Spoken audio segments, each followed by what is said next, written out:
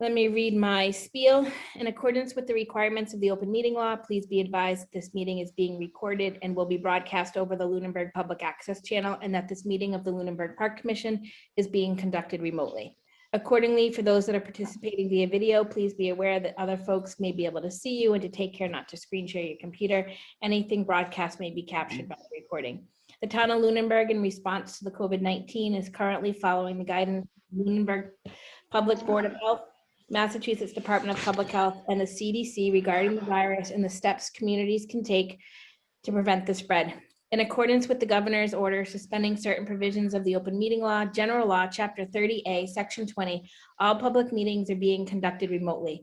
The order, which you can find posted on the town website on the COVID-19 Information Center page, allows public bodies to meet entirely remotely so long as reasonable public access is afforded so that the public can follow along with the deliberations of this meeting. Ensuring public access does not ensure public participation unless such participation is required by law. And as I always say, we will have public comment during this meeting. So with us, we have Dave. You can hear us, correct? Yes. And Chris? Great, and Kayla's Correct. I was muted. here. And myself. All right, so I don't know if you heard me say that Susanna's not going to be joining us tonight. Hopefully Anna will be back on, and it was just technical difficulties. So we are open. The first thing on our agenda is the approval of minutes. I don't believe that the February minutes are ready yet. It's Susanna's turn to do those. Did either of you review the January 25th minutes, or should we definitely hold them? You just sent those today? Yes, I did. I read that end to end. I didn't see any errors. I didn't have any errors either. I'd All make right. a motion to approve. Second? Let me just get her in. Great. So we got to do a quick roll call on that. Dave? Aye. Chris? Yeah, Chris. Aye. And it's an aye from myself. Anna, are you on? All right. We'll move on. Hi, I'm on. Sorry, I was on mute. That's okay. We just approved the January 25th minutes. Had you had a chance to read them? I did not have a chance to read, and I'll likely have abstained from the vote. So I'm okay. That's fine. That's fine. The only reason we did it was because Chris and David both read them. So, all right, great. All right, Kayla, any updates from you? So we added a 4-week soccer program indoors because the demo class, pretty much every single one was full, and after class they were all asking for more. So it'll start this Saturday at Passio's gym, and it'll be the 4 Saturdays in March, and then we'll move outdoors come April. All the spring programs are going to be up within the week. Summer programs also, they'll all be added within the week. One question I did have, so I know I asked this, I think before, Karen, the Board of Selectmen has done concerts in the past in that little like gazebo, right? Hmm? Do you know what nights they usually did them in the past? Was it Monday? I think it was Monday nights. Band concerts were Monday Okay. nights. Yeah, Monday nights. Okay. Yep. Yep. Okay. And they were pretty well attended, so. Yep. And they don't run all summer. Kayla, I bet if you do a Google search, you'll probably be able to pull up the nights that they were on, because I believe that They didn't have them last year, did they? nope, Okay. they did not. Okay. And I think that's pretty much it, because everything else is on the agenda. I Okay. pushed the soccer programs over to the I saw LISA that, thank you. webpage. So, and then someone responded today. One of the questions I have with it, if it's a specific program, because they asked the question and I didn't see it till later, and then my wife actually pointed out that they had commented. It posts the image of the program, but then it just sends the link. It goes just to the general park site. Is there a way to that particular image would go straight to the actual registration page for that program? Yeah, I'll make sure it's linked better that way. I didn't realize that it was going to the regular, like just the general registration page. So I'll link it directly to the program. Great, thank you, Kayla. And it does look like LISA. I think you get a boost because I think LISA is going to have a spring season of some kind, I think. Yeah, I did see that too. So Yeah. I think that will help to get some folks out there to start touching a ball again. It's Yeah. good. Awesome. Great, thank you. All right, so the next item is the revolving account. I'm sure that everybody remembers this was a conversation that we've had about going from a 53D account to a 53E and a half. Since our last meeting, I have been in contact with the town manager as well as Kayla and Karen Brochu from the accounting department. And I've gotten more information, but it's left me with some questions that are leaving me not as confident in saying to everybody, this is the direction that I think we should move in. So let me give you some of the information. If somebody feels it's enough, then we can move on it. And if they feel like we can wait on it, then we can wait on it. Give me 1 second to find my notes. All right. So Karen Brochu spoke with an attorney from the Department of Revenue's office. And as all of you remember, the discussion was whether or not this account could carry a balance over $10,000.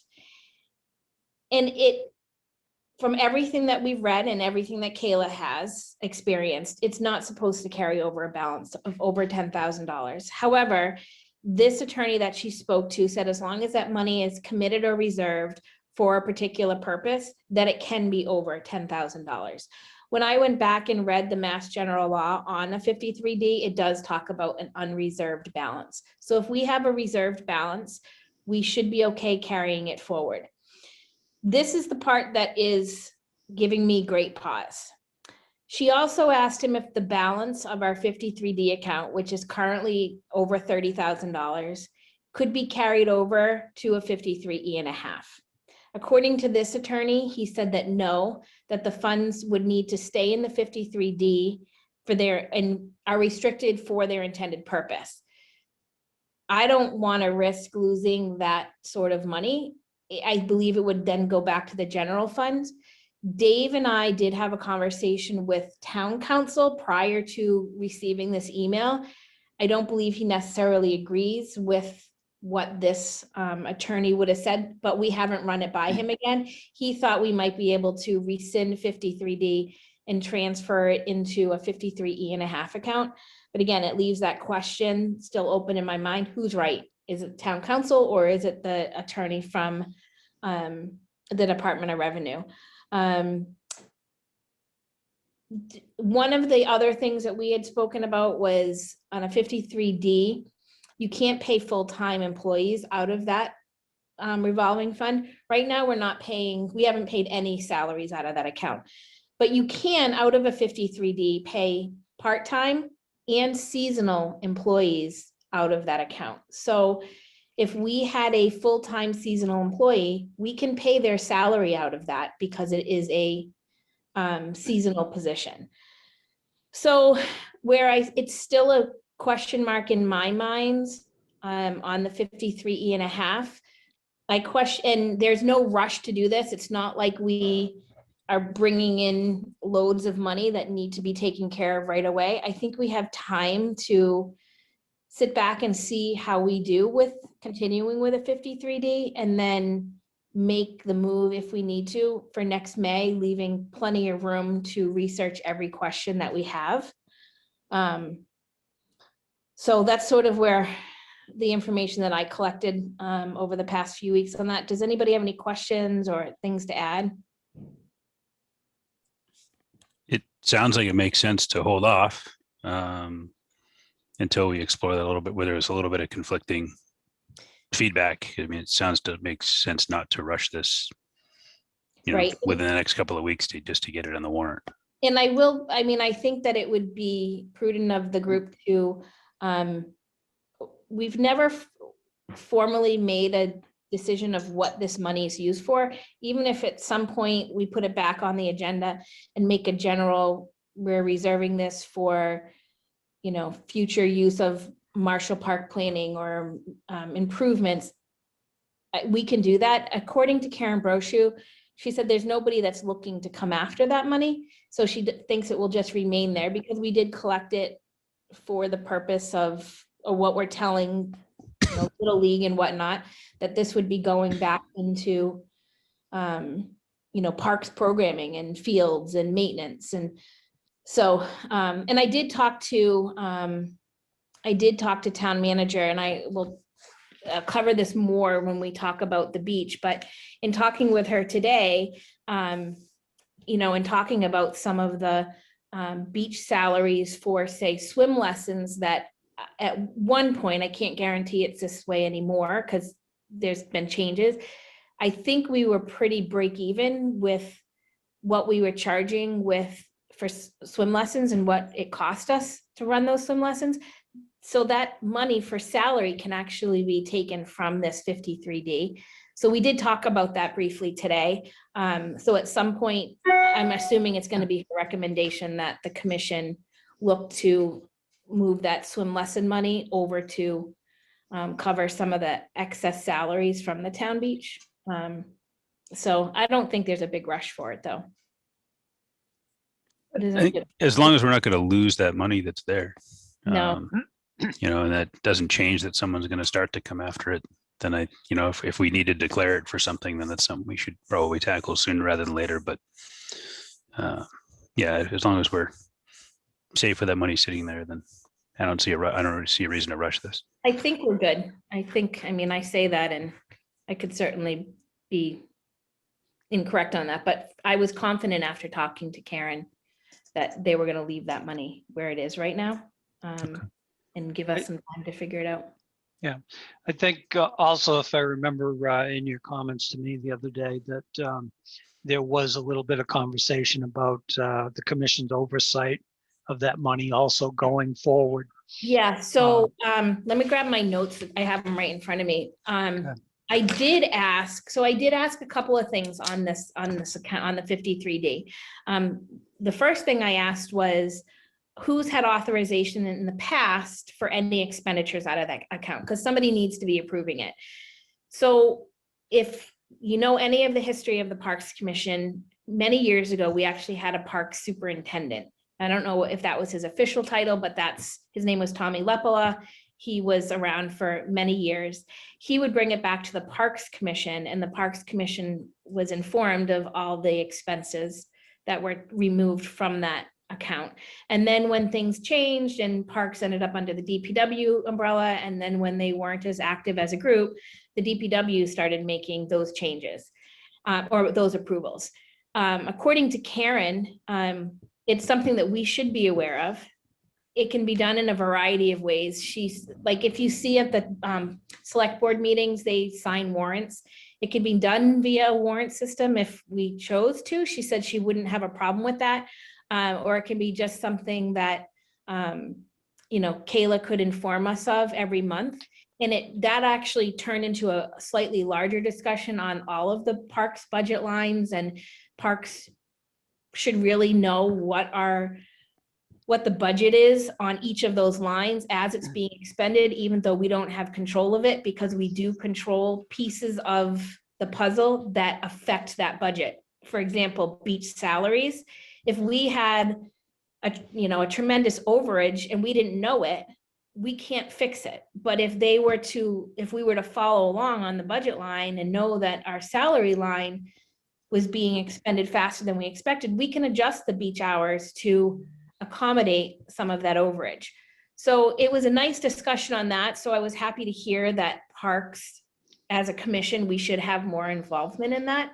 What that should look like, I think we should all put some thought into, you know, how we want it to handle it, because it sounds like it's something that could be pretty open at this point to setting, you know, the stage of how we want things to go.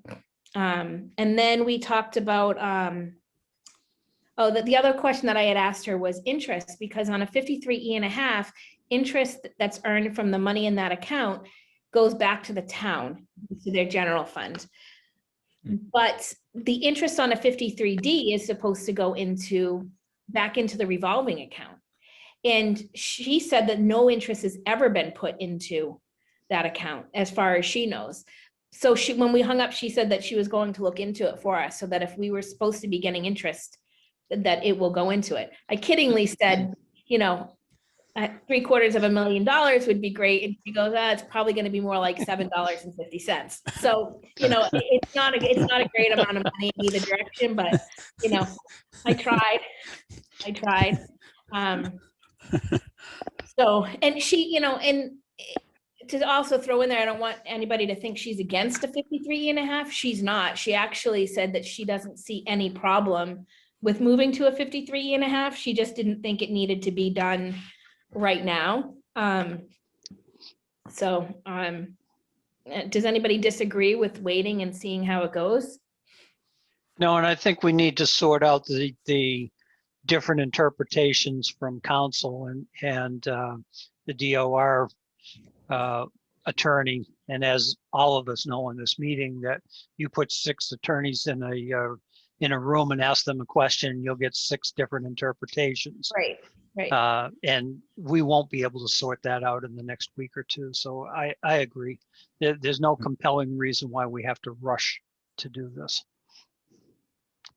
All right, great. And if anybody comes up with any other questions on that, you're certainly welcome to run them by me, or if you want to just go to Karen Brochu directly. I have shared, I should probably just go into my email and just forward a whole bunch of stuff to the parks email, because I don't remember who receives what. I don't always track it, but we had received a couple of things on the different accounts that Parks has, where the different lines that our money goes to for various things. We can certainly, as we look at them, and I would suggest looking at them prior to a meeting where we discuss it, coming up with questions, and maybe we can ask Karen to actually join us at a meeting. She's done that in the past, and she can usually give a lot of really great information. So I see Terry on from finance. Terry, if you have any questions, feel free to unmute yourself. All right. I don't. Great. No, actually, from the sounds of it, I don't see any benefit for you guys moving from 53D to 53E.5, whatever that is. And I think that, yeah, waiting would be a good idea for you folks. And I also just wanted to give you a heads up that the DPW is presenting this Thursday night. So if you wanted to come on in, and I don't know to what extent they'll discuss the recreation part or the parks part of that budget, but it would be nice to see people who are involved with different budgets participating. Can I send my husband in my place? I think you will anyway. Okay. But that was all. So I'll mute myself now and I'll let you guys Thank get you. back to work. No, thank you. Thank you so much. All right. What I was had never seen before or wasn't aware of was if you take the 2 salary lines and the additional amount for care of parks, it comes out to 90 some odd $1,000. That's the only number we've ever seen. It's a single line item that says parks under DPW, and I had never seen it broken down. So it makes a little more sense to me now that they pay salaries out of a salary line. So if you look at that, do you still get a big, like a big book on the budget stuff, like a folder, Dave, that literally breaks it down line by line? I don't have one for this year that I'm aware of. And that could just be a COVID thing where it's a bigger document. Yeah, but and I think until it's a final proposal, it really doesn't make sense to print and reprint and whatever. Yeah, so that's where I had learned that we had multiple lines was back when I was on FinCom, and actually the beach salaries used to be part of the DPW line, and then they were pulled out and they were put on their own line. So, yep. Okay, great. All right, that was good. Now we are on to 2021 beach season fees and policies. So last meeting, Kayla had provided some stuff that she had come up with. Has everybody had a chance to look at that? Just before you go into that, I just want to let you know the seasonal employment was approved for the dates. Awesome, thank you. So, Kayla, I have a couple of questions. I don't even know which one to start with. The Lunenburg Town Beach rental policy. A couple of questions on that would be, I know we talked about the $25, the refundable $25 check. Yep. Is that more like a security deposit? Yes. Okay. Security deposit for the purpose of cancellation or damage? I'm sorry, what was that? So is this the security deposit? Can you hear me okay or no? Yep. Okay, I don't know if my new microphone is working. Is the security deposit for the purpose of potential damage to the property, or security deposit in case they cancel and we block that date for someone else? So it's a little bit of both. It's the security because, so if they go over their time or if anything is damaged, they don't get that deposit back. And they have to submit that deposit when they reserve it. And then there are cancellation details within the policy. Right. Because I think Chris brought up last meeting, I hadn't reviewed the document last meeting, that, the $25 wouldn't cover much damage. Right. So, It had already, right. We had discussed that after I had already, put this together, and I said I was open to whatever the commission thought was feasible. right. Yeah, so I guess this is the discussion. The other question I had about that is, on our insurance policy, does it cover, do we have a rental piece to it?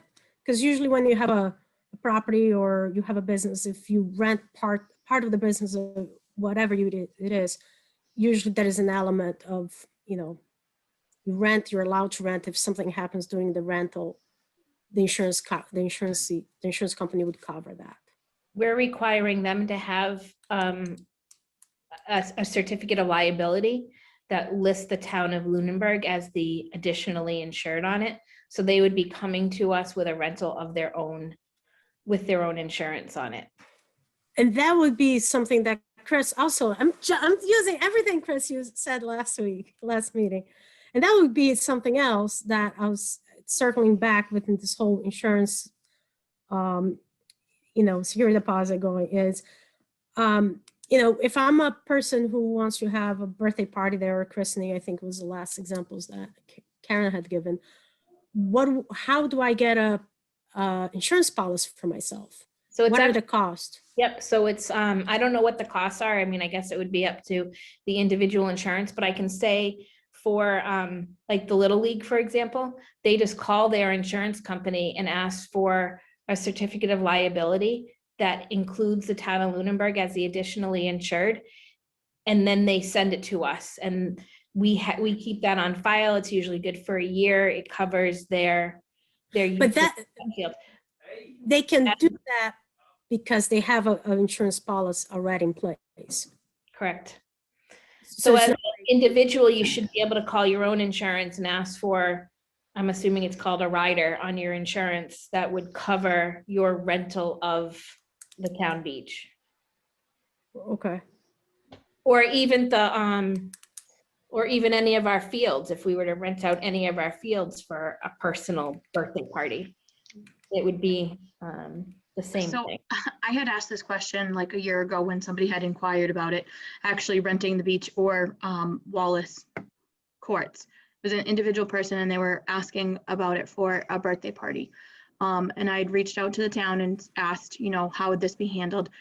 And they basically said they either need the certificate of liability from their insurance. If they don't get that, then each individual person there needs to sign a waiver that we would have. And then somebody from REC would need to monitor, make sure every single person that was there signed a waiver, make sure everybody that was on the premises had a waiver signed and on file. That makes sense. So, the goal of this policy is to actually rent the town beach for Lunenburg residents. So I would like to have a system that's easy to do it as a resident. I want to So I'm not sure throwing in, asking a person to have a certificate of liability before, like I can call the insurance company tomorrow and see if I can get one. I'm a homeowner. Can I get one? What if I rent a property? Can I easily get one?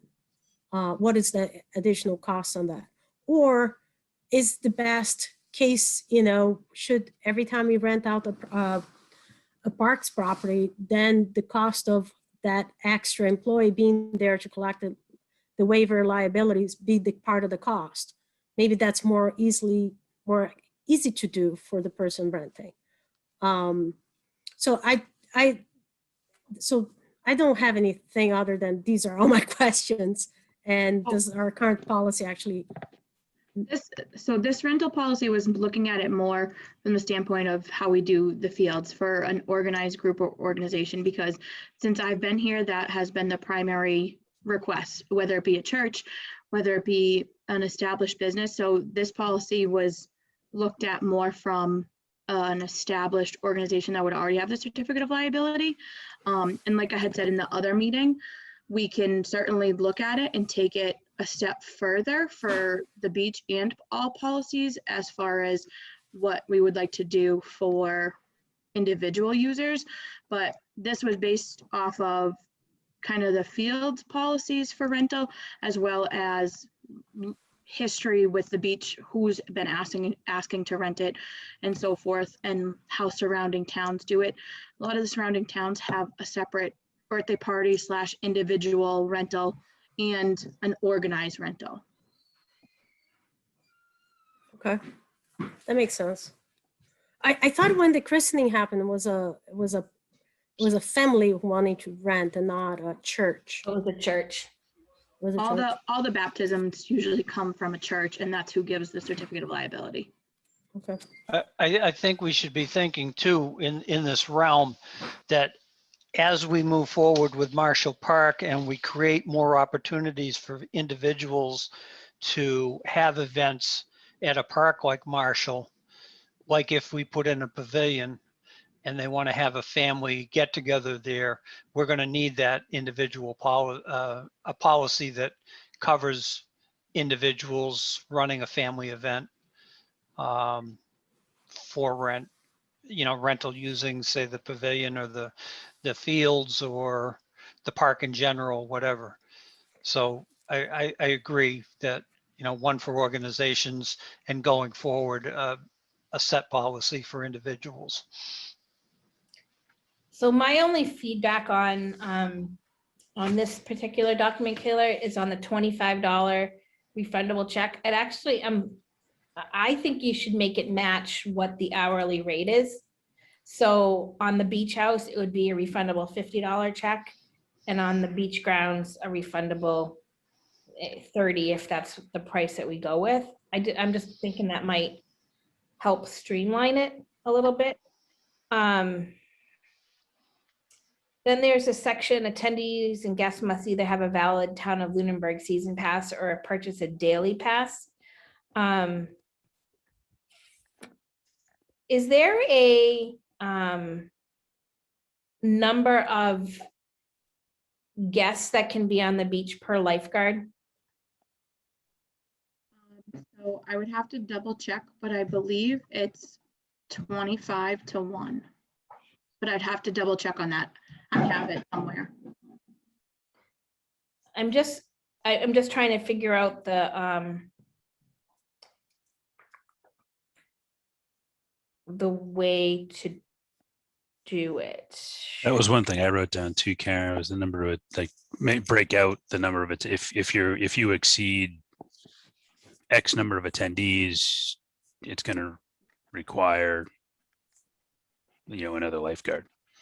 And so you'd be responsible for that additional lifeguard fee as well. And I thought I did put that in there. I could be wrong.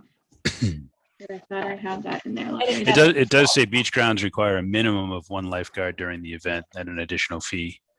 And then a minimum of one lifeguard is required. Additional lifeguards may be required depending on number of attendees. So I think more just spelling out what that number is so they know. Yeah. So that someone can gauge like, oh, well, we don't want to pay more money, so let's keep our attendance under, you know, under a certain number or something. And as regarding the fee, I also thought, since the beach ground is the only time that we need a lifeguard, theoretically our out-of-pocket expense is higher when they are renting the beach grounds versus just the beach house. So I think the price should be both $50. So the lifeguard fee, it actually comes out to be $55 an hour if you rent the beach. Oh, ground. because it's an add-on. It's Yeah. just separated out. Okay, gotcha. And I can't imagine we would. I mean, Yeah, What assurances do we have if someone's renting the beach house? What assurances do we have that they're also not using the beach? And does a lifeguard need to be present?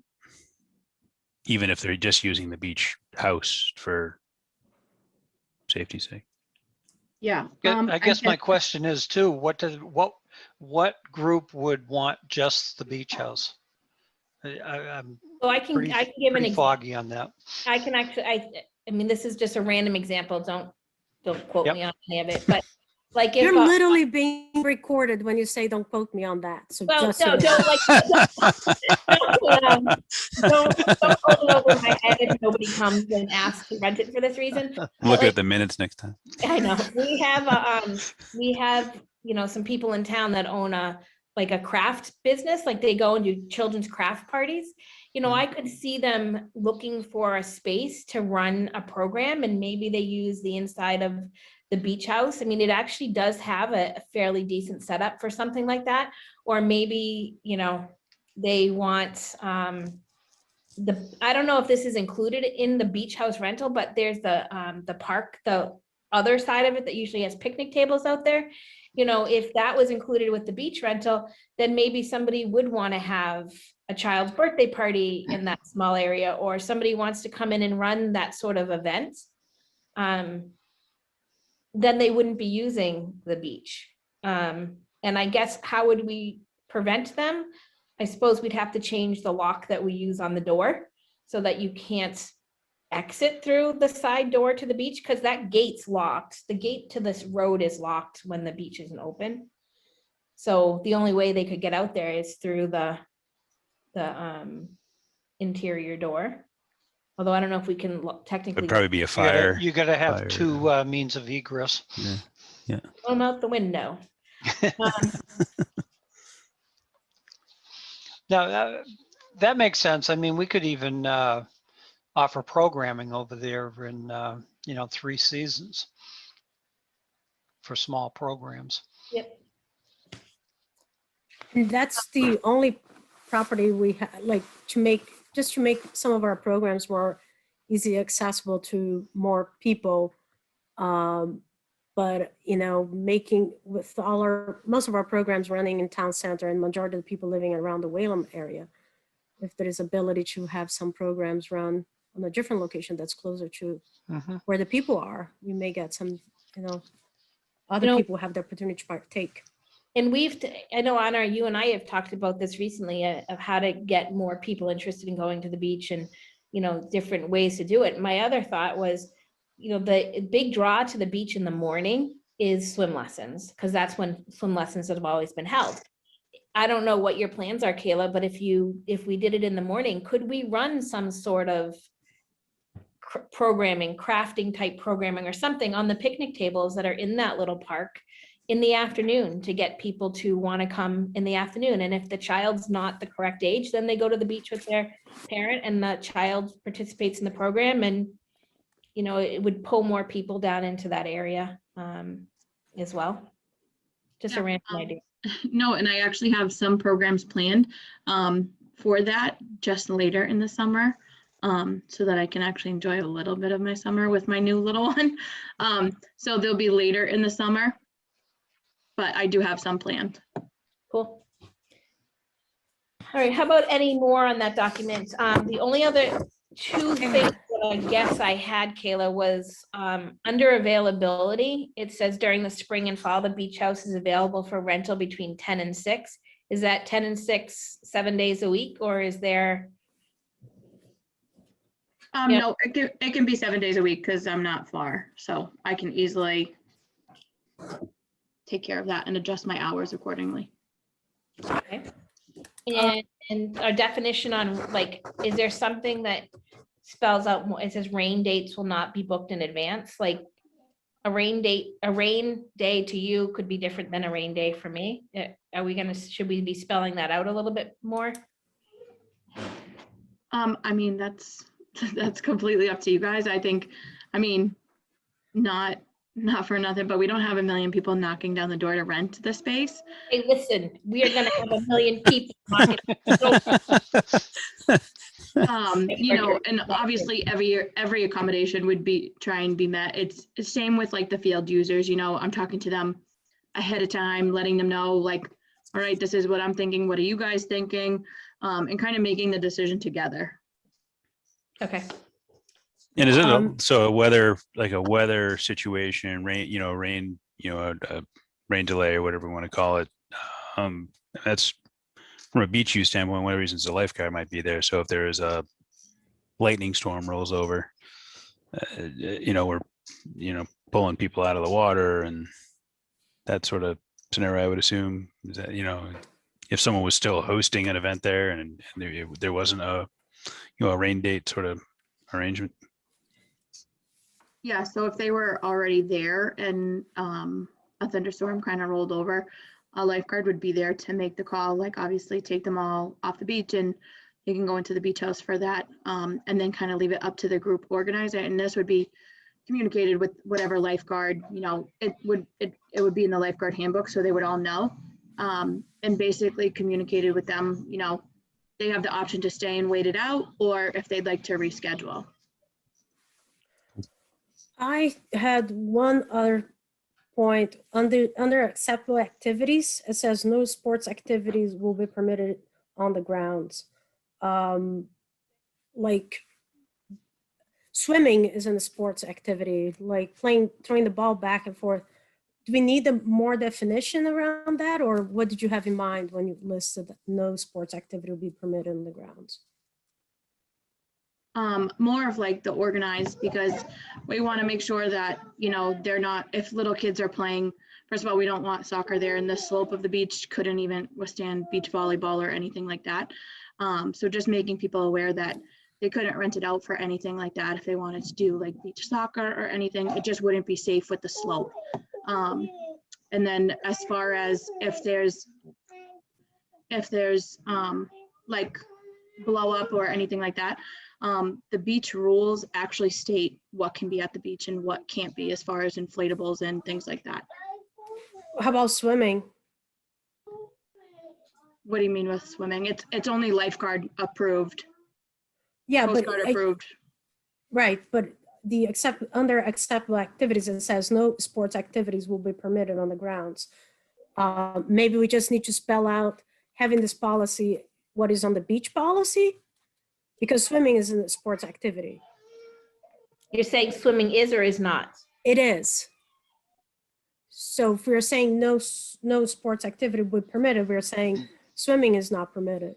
I mean, it just sounds like maybe we just need to add some of the language that's on the beach rules to this page, but no sports activity is kind of a very broad language. Let's see. I feel like we should make a suggestion on what we want it changed to. I So- mean, we can simply use what is on the beach, the rules for the beach, and add that language. Or if we're excluding swimming, we're excluding swimming.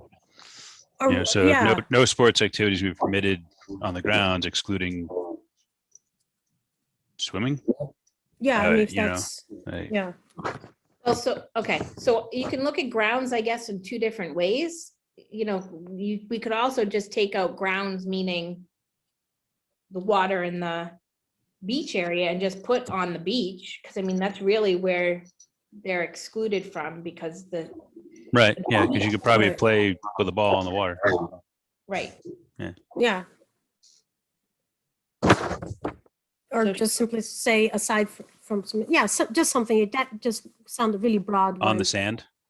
Do you want to say on the sand or exclude swimming? It doesn't matter to me. It doesn't matter to me either. It just felt like a very broad statement when swimming is one of them. Anna cannot do sports activity, sorry. I think I think we're saying out of the water, right? I think we're Yeah. saying, if we say no sports No, quite activities, we would permit it no, on the it- grounds, out of the water, Outside of water sports. outside of the water. No sports activities will be permitted outside the water. All right, I'm assuming she'll yell if she thinks we're in the wrong direction. All right, so I have, going back to the front of this document, does anybody disagree with the check amounts matching the rental per hour rate? So, Yeah, that's one of the things that I think it has to at least match that for sure. so that would be 50 and then 30. And one thing we didn't discuss, should we make it a minimum of 2 hours for rental? So here's the, Because- Kayla, can you, I don't know if she can hear us. She will probably have the answer to this question. Okay, It's my understanding, and we may want to make it even more than that. It's my understanding if you were, Anna, you actually may know, if you are booked to work for under a certain amount of hours and it gets canceled, that you actually have to be paid for 3-hour minimum. I think it's if you're, that's a new rule. I think it was more, it was targeted towards restaurants. They cancel shifts. I think it's more if you were scheduled to work longer hours. And I then, guess I just don't want to have a birthday party cancel and then find out that we're on the hook to pay a lifeguard for, 2 or 3 hours worth of work, even though we had no income. And right, so I would want that, I would want their deposit for the use of the beach grounds, which then leads me to say, I think we need to have a cancellation policy. Do we have that in here?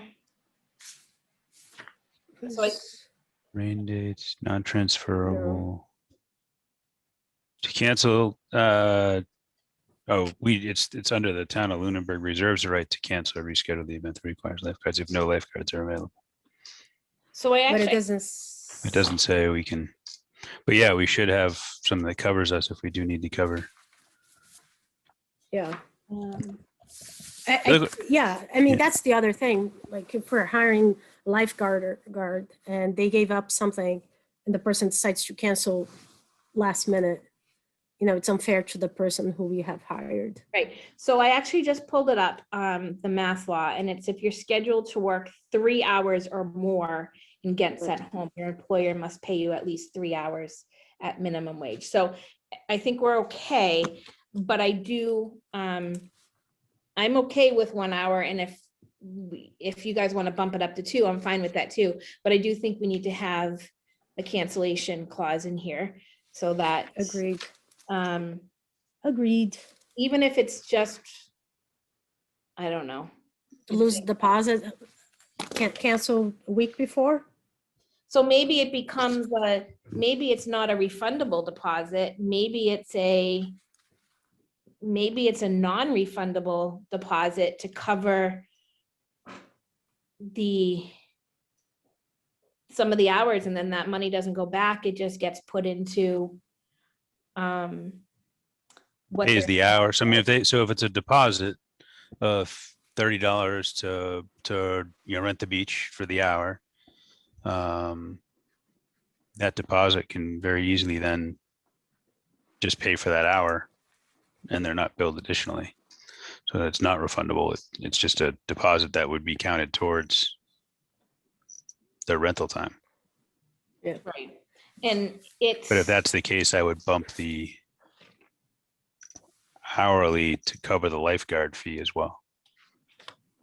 So I would change the beach grounds rental to the 55 that covers the lifeguard.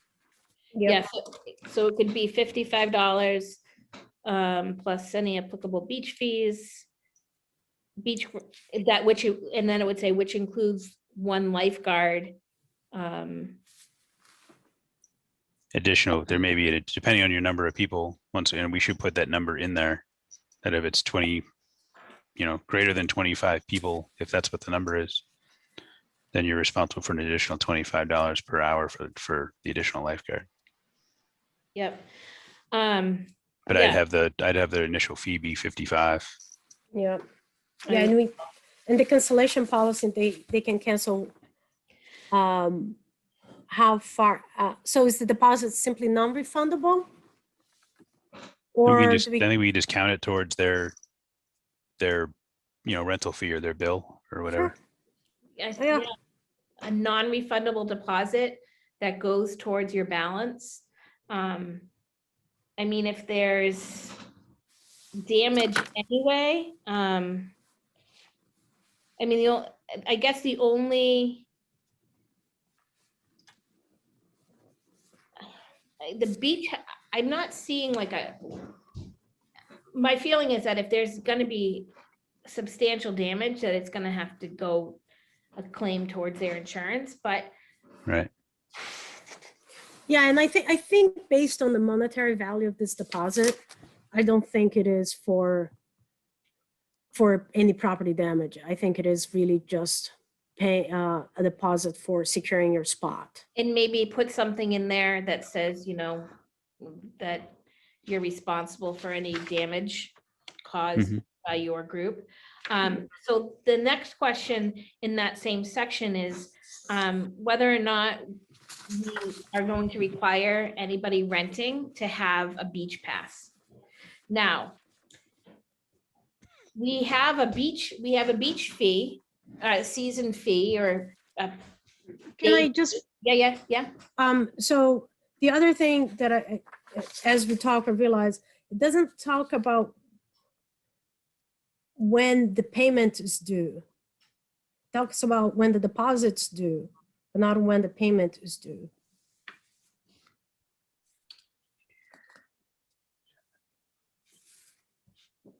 Okay. Does anybody have a recommendation on when they want the payment to be due?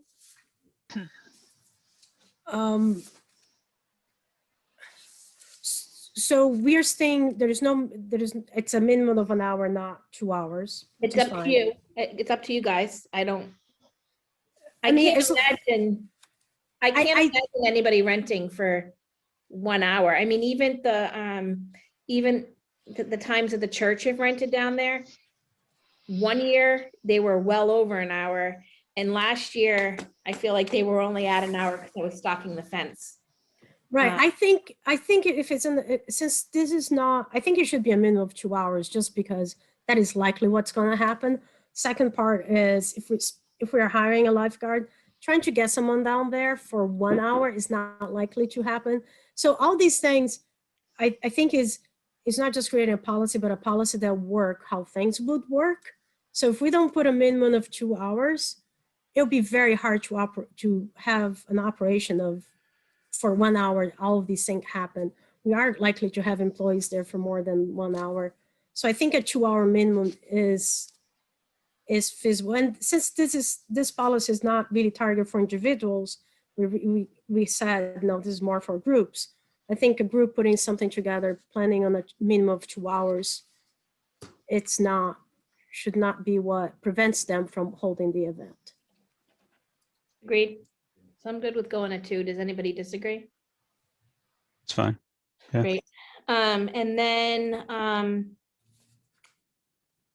these requiring them to have a season's pass. Karen, I feel like you took a pic of my notes. Like Sorry. everything. I didn't. Yeah, I think if we're charging an event and we have a minimum, like we have a cap for people, 25 people are using the beach, and then it will trigger another charge for another lifeguard. Basically we are getting the pass. I didn't see the need to require a daily pass. So when I was reading this, I was really thinking of me wanting to throw a birthday party there on a Sunday morning for my kid, right? I mean, I can see this being. That's next. Like, that's next. I actually think if we can figure out the details of being able to do that, I think there may be some Right. interest in doing that. So when I was reading, I was thinking from that perspective. And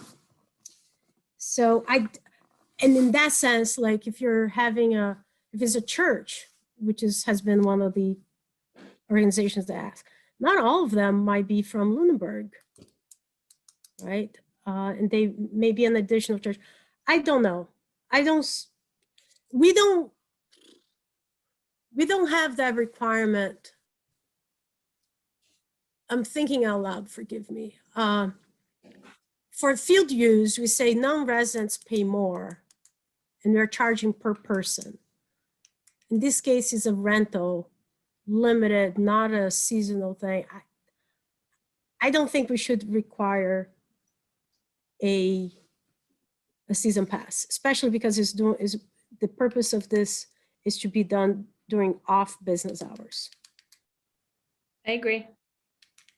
Does anybody feel that we should be charging a day rate for somebody that doesn't have a season's pass When they're renting the property? when they're renting the property? I don't think so. I think that's agreeable with that. I No, don't think we need to charge. You're building your costs into the fees, Yeah. so no, Yeah. you're double dipping if you do that. I mean, if you want to get into the birthday party scenario and so forth, and if you want to start to say things like you can get into whichever's less, you can do a day use pass per attendee, or $50 to rent the, whichever is less kind of deal. Like, I don't know if you want to get that technical, but I think it's just easier to keep it streamlined and just say, here's the fee if you're going to have an event at the beach. Right. Boom, cut and dry. Doesn't matter if you have if you have a beach pass, it doesn't matter. This is a separate event. It's a separate deal that you're working on. So I don't think it needs to matter. Agreed. Agreed. Kayla, did you follow any of the changes so far that we've made? Only a couple. Okay, so 2-hour minimum. Yep. Change the beach house to a $50 non-refundable deposit. And then that will go towards their final bill. Beach grounds, we want to build the lifeguard for the cost for one lifeguard into that. So it would be a $55 per hour with a 2-hour minimum and no beach fees, no beach passes. And then can we do some sort of breakout number where it says X number of people per lifeguard? And something in there noting that if you have more than that, additional lifeguards are $25 an hour. And we need to list when's payment due. Yep, there needs to be something for Listed. the final. It's listed. It's just on the request form. It says it's due a week before. Okay, Okay. And so there's a question on these, like, can someone bring their own, is there any stipulation, can someone bring their own lifeguard to an No, event? they'd have to be a town They have to be employee. a town lifeguard. Okay.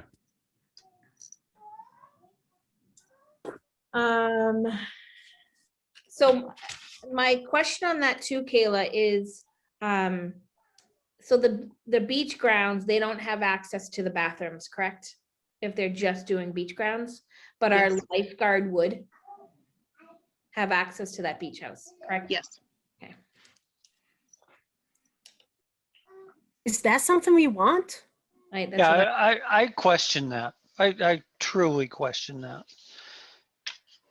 if you're offering a facility and the restroom facilities are there, that's why I was wondering why we're splitting the beach house and the beach grounds for beach grounds use. I think it should be available. The restroom should be available. And if we need to build in a little bit higher fee to cover that cost, so be it. If they're strictly using the beach house, then, we can fashion that all to be just to the beach house and not allow them on the beach, but it doesn't make sense to me whatsoever. And I think it could be questioned legally in some manner at some point with the right person knowing how to pursue it, and you'd have to offer it anyway. Although then again, I raised this question with the Board of Health a couple of times in regards to events like the Earth Day event over at Wallace Park. And the only requirement there was that restroom facilities be available for the vendors. Yep. I remember that.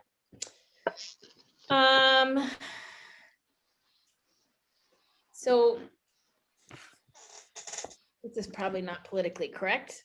However, I'm going to say it anyway. I'm just envisioning a whole bunch of a birthday party for when we do, if somebody does rent this through an organization and it's for some sort of party, then we're going to end up with a bunch of 3- and 4-year-olds who have to go to the bathroom and their parents send them to the water. So I Yeah, that's realistic. It's making me cringe, but I'm like, I'm just thinking of the times that, we've been on a remote island somewhere. I'm like, there's the water, guys.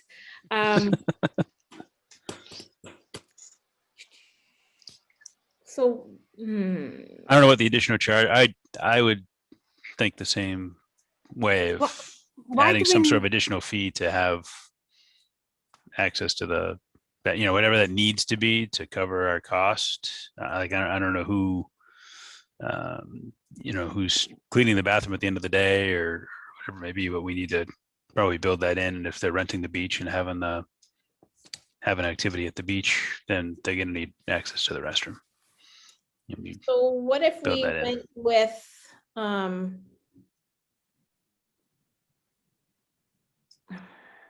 what I don't want to have happen is have the beach ground, that rental piece end up being less than what it would cost to rent the beach house, because that doesn't make any sense.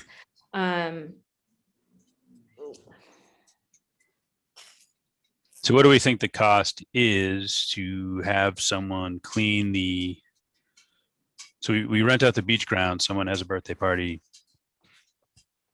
bathrooms are used. What's the charge to the town to have that properly cleaned at the end of use? Because then I would just build that fee into the first hour. What if they go in and use that, it starts to, I don't know, drizzle, they weren't expecting it, and now they're using the inside of the beach house in the same way that anybody else renting the beach house would have. Right. Well, I would increase what I'm envisioning. We would increase the beach grounds rental to include the maintenance that would have to be done following the use. What if we just the did bathrooms and so forth? So it's $75 for the first hour, and then $55 for each subsequent hour, including the lifeguard fee, or I don't know what it's going to cost us to have someone come clean the beach house when they're done with an event. Let me throw out a drastic idea there. Why are we? I mean, we wouldn't allow the property to be rented without someone there. That would be the cost of the lifeguard. So it seems to be the same. And why don't we just do one fee, one property? Get out of my head. You're in my head now. You're looking at my notes from there. So yes. So that's what I was wondering. To just go with, and we can do it in one of two ways. We can do one flat fee across the board that would cover a lifeguard, So if you're renting the beach, you have the beach, the house, and the lifeguard, or we could just do one flat hourly fee and then have that lifeguard as the separate rate, so that if somebody wanted to just rent the beach house, they could without having to hire the lifeguard.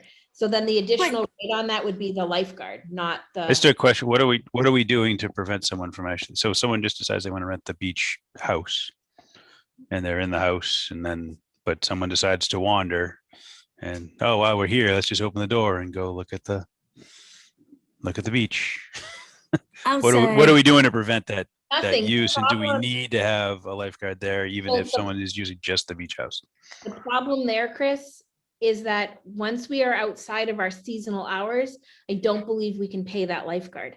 So Oh, if right. we wanted to rent that beach house for some sort of programming come the end of October. September, early October, we wouldn't be able to do it if we were going to require a lifeguard, because we can't Because we can't pay the lifeguard.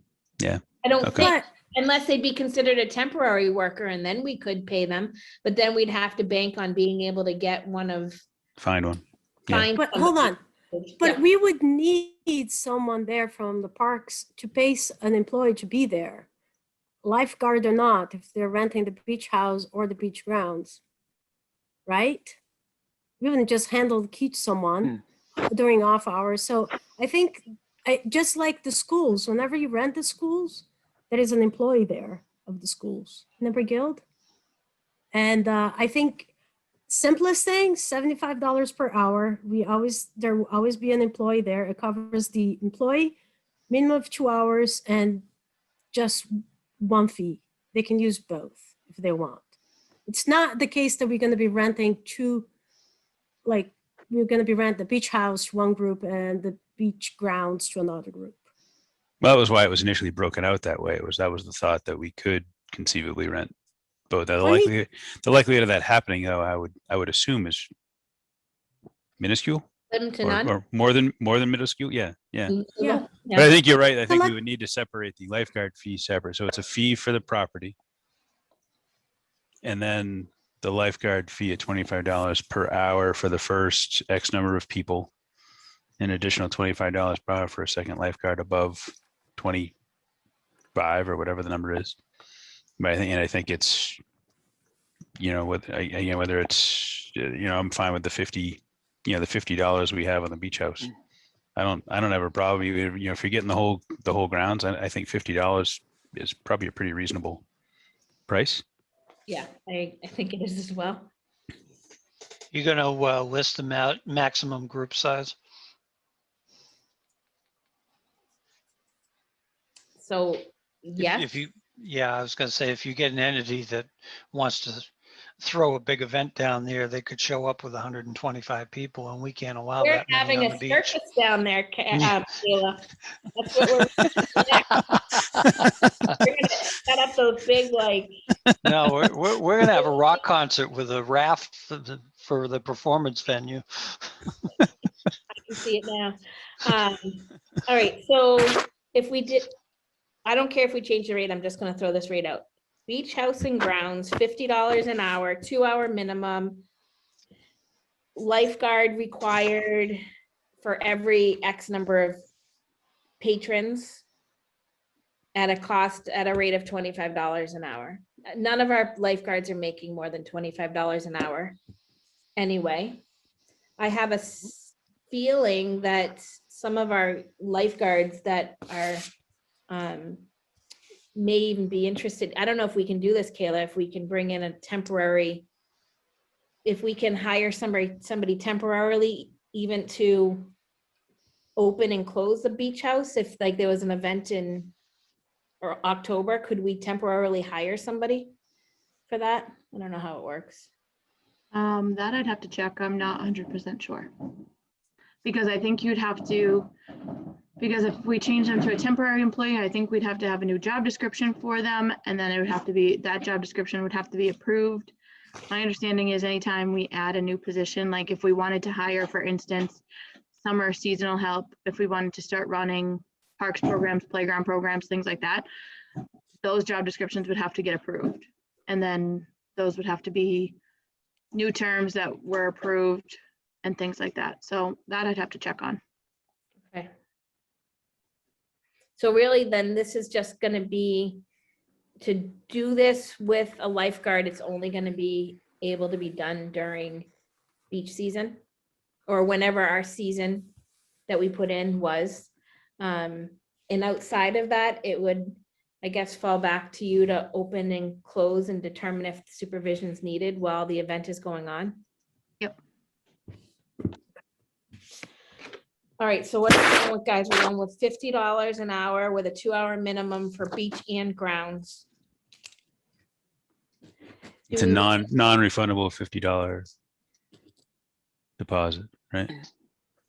That would go towards their bill. And then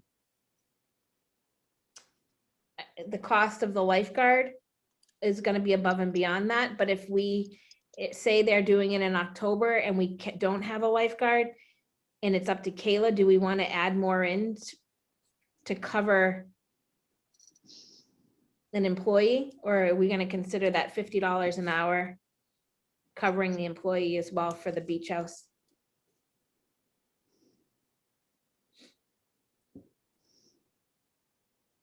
Don't leave me hanging. Hanging out there, $25 covers more than I make, so.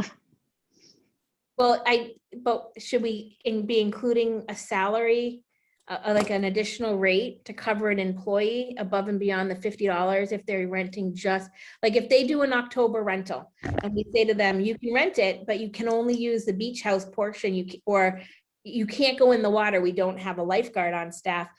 If you feel that you have to be present for that, should we be including an additional hourly rate in there so that it covers an additional person's salary? Or is it $50 enough? I I mean, think this rate, $50 with a minimum of 2 hours. Shouldn't that be enough? yeah, and we Yeah. can change it down the road.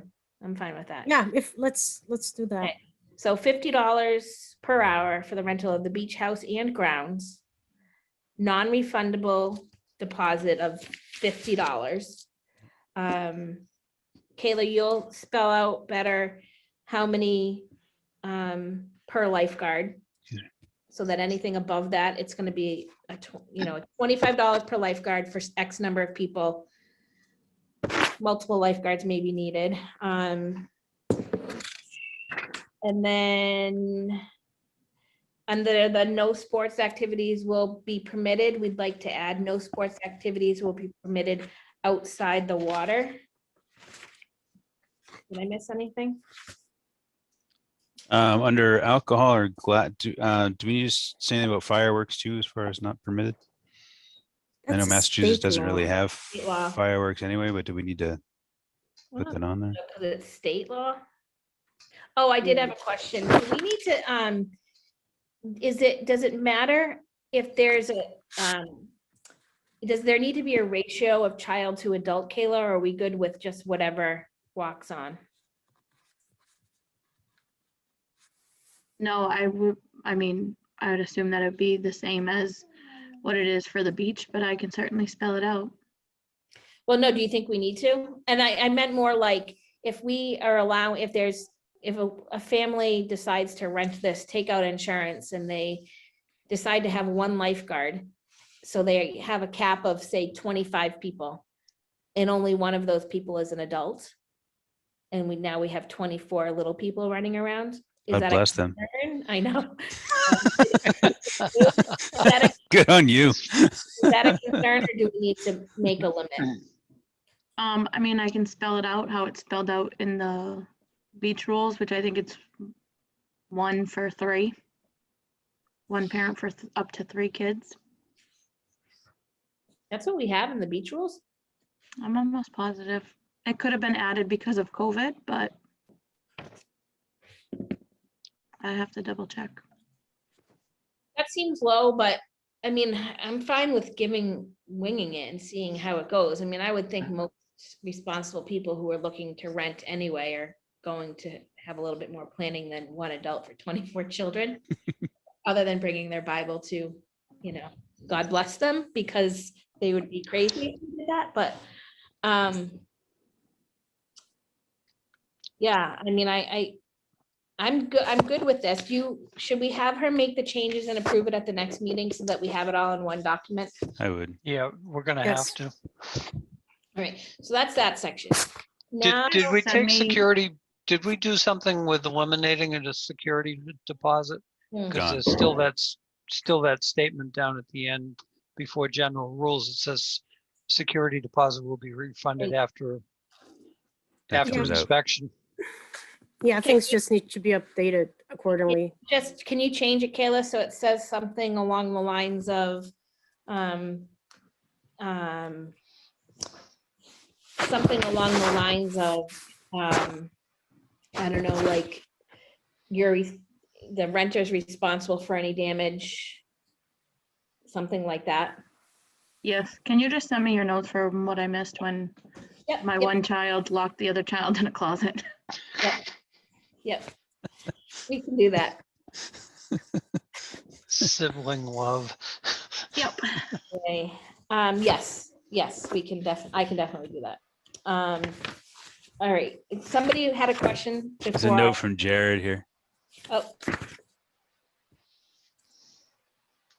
Jared, unmute yourself.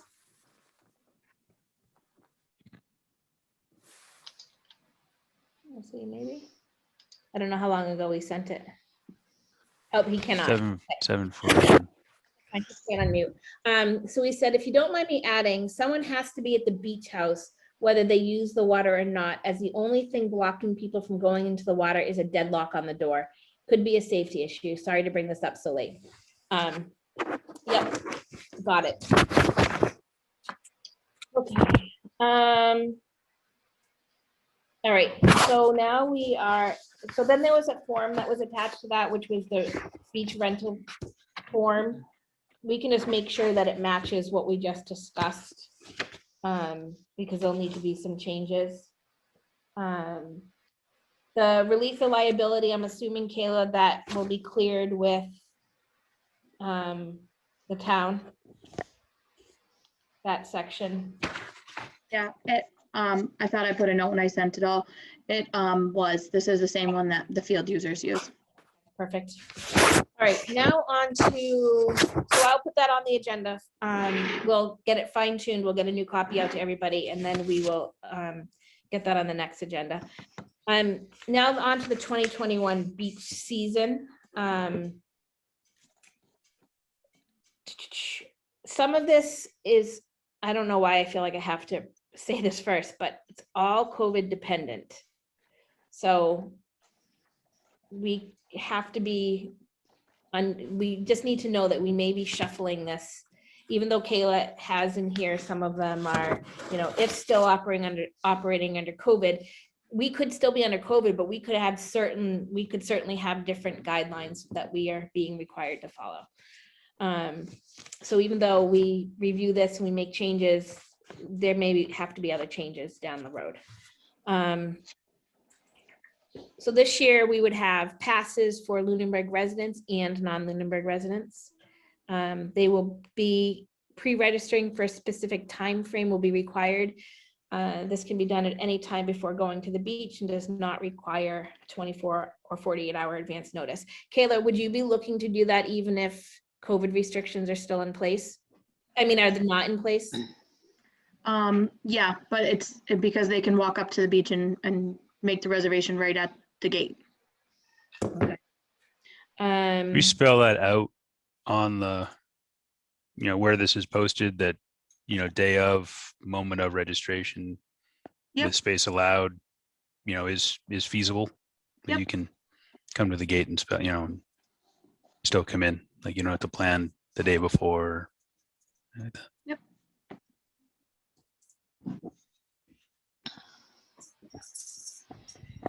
All right. She's proposing two options. There will be a family, individual, and senior season pass this year. And the passes would still require pre-registration. And a family, individual, and senior season pass will be limited this year for non-residents. Season passes will still require daily, weekly pre-registration for a specific time frame. Daily non-reservations can be limited if needed. My guess is that we won't need it. I could be wrong. All right, and then daily passes remain the same as last year for residents and add a non-resident option. So that would be resident, this is the day rate, resident $3, senior or child $2, children under 2. When you say under 2, that's under 2, not 2 and under. Yeah, but last year, I looked back last year because I worded the same. We voted that it was 2 and under is free. So basically, once you're 3 and up, you have to pay. Okay. Non-residents would be $5 adult, $3 senior, child, all children under 2 are free. Resident family pass $65, non-resident family pass $80, resident individual 44, non-resident individual 60, resident senior 23, non-resident senior 35. A family is defined as 2 adults and 3 children under the age of 18 living in the same address. Additional dependents up to 2 living under the same roof for $5 per person added on. A senior is anyone over the age of 60. An individual is defined as anyone over the age of 18. A child is defined as anyone under the age of 18.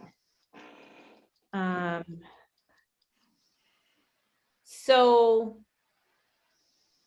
my question on the one that just popped into my head on this one is, if we had a family that had 6 kids and 2 adults, what would they buy for an additional pass? Because if an individual is anyone over the age of 18, we can't buy a single season pass for a child. Yeah, It's so $5 per person additional. yeah, and it would just be added on to their season pass. There's an option to add it on to their season pass and pay that fee. So it's just the one-time flat fee of the $5. But Per that's person. up to 2. That's up to 2 people. So that's only 5. And So they'd be $80 instead of 65 if they were family. I guess what I'm saying is the way this is written, Chris, is saying that a family pass is for, or a family is 2 adults and 3 children. And you can buy 2 more. Oh, up to 2 living under the. So you- Yeah. And I say this Yeah. knowing that we have some larger families in town, including one that registered for the beach a few years ago that had like 8 kids, and they were legitimately all of their children. So That can be changed. well, it doesn't matter. I just want to make sure that, but I don't want anybody to take advantage of it either with, suddenly there's, 15 kids with the same last name in a family that only has 1 child. I don't want anybody to take advantage of it either. I guess I'm just looking to see what We're still gaining the revenue of. what would happen if, I guess they could do a day pass. My other thought was, what would happen if somebody wanted to take swim lessons and so Anna wanted to take my son to swim lessons because I was working. Could I buy a pass for a season's pass for my child and my child alone? Or would I have to buy a family pass for him? Nope, you could buy a season pass for your child alone. So under the individual? Mhm. So should we just say and change individual and just say just anybody versus anyone over the age of 18? Sure. You know what I mean? Yep.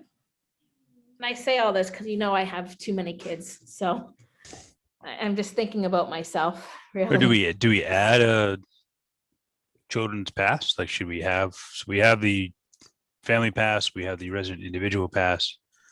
We have a resident senior pass. Do we add a resident non-resident children's pass? Like we charge $2 per senior and child for a day pass, or $3 per senior and child. So would a resident child's pass be the same as a senior pass at $23?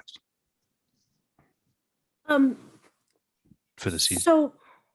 So, you know, we are talking about specific values here, and I have wanted to, so it's going to sound contradictory to the current conversation, the way we're set up. I think, you know, we have always had town, you know, beach passes set up in similar structure, but I'm not sure if this is the best structure, pricing structure, because that's what this is, for a few different reasons. So before we go down too much onto the talk about how much we should charge, I just want to share my thoughts on this a little bit, which is one big thing is the town beach is the only parks property that we charge for access, for the general public access. The only property that we have. And we can say, well, you know, it requires a lifeguard, but the town spends a lot of money on maintenance of other town parks properties, that if we probably look in terms of, I mean, if we look at what it costs to maintain the fields on Marshall Park, it's probably equivalent to what it costs to have, or more, to have a lifeguard at Town Beach. So I find that, you know, charging for people to go and to be contradictory to everything else that we have in town. But I understand that's how we always done. But it doesn't mean I still think is the right thing. The other part to this is, what is our goal with having this price structure? Is it to recoup some of the money? How much are we looking to recoup? Because I think there might be a different revenue model that we might be able to put together that might incentivize more people to come. And I would like us to talk a little bit about that. What is our goal? What is that we are trying to accomplish before we simplify the conversation about just how much we charge for X, Y, and Z. I don't know if this is something we want to discuss, or are my thoughts too far out from where everybody else is, and we can move on and go back to the conversation that we were having. No, I think that to figure out what our goal is, I think it's a good starting point.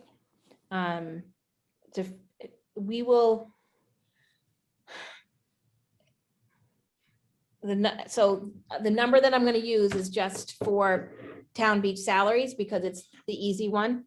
Mhm. This doesn't include any of the facilities maintenance. Our Right. Town Beach salary line is $20,000. In the past few years, we've exceeded that every year. Currently, we're, I don't know, maybe $1,800 over. We've got a couple more weeks that we need to cover because fiscal year doesn't end until the end of June. We won't be able to, as far as I believe, knowing what we sold for passes in the past, we would be pricing ourselves out of the market if we tried to recoup 100% of the cost for lifeguards. So what do we want the end goal to be and what we're bringing in? I think at a minimum, we should be covering our overages. And swim lessons. Like I said, I believe that at least a couple of years ago, they were at a break-even point, or close to a break-even point. Above and beyond that, you know, maybe cover some of the maintenance, or if there's a capital project that we want to try to fund ourselves for the Town Beach. beach house or the town beach. I mean, there's no shade there. That's been an issue. You know, do we use what we bring in to cover that? We won't cover 100% of our salary though. I mean, the revenue that I saw for 2019 was about 10,500. So even that, don't think it covers the salaries for having that. But you know, I think the starting point of the conversation has to be, what is our goal with this? Because it is the only parks property in town that we're paying or that we're charging to have access to. And I think that's a conversation we need to have, because, okay, we'll bring in money, but what are we using it for? Is the goal then to cover 50% of the salaries? But, so anyway, I don't know if any, outside Karen, does anybody has any other thoughts? Do we want to explore different pricing, strategy? Because another thing I have thought about it is, a lot of places that have children as their main customer, their main target, a lot of times children are free, so that they, you don't go bowling. You don't have a bunch of 8-year-old going bowling by themselves. They usually have an adult coming or something. And a lot of places that have their customers are the children, they usually, sometimes they're free and the adult pays. And when I was looking at the attendance for July and September, no, July and August of last year, it seems that we have almost just as many adults as we have children coming in.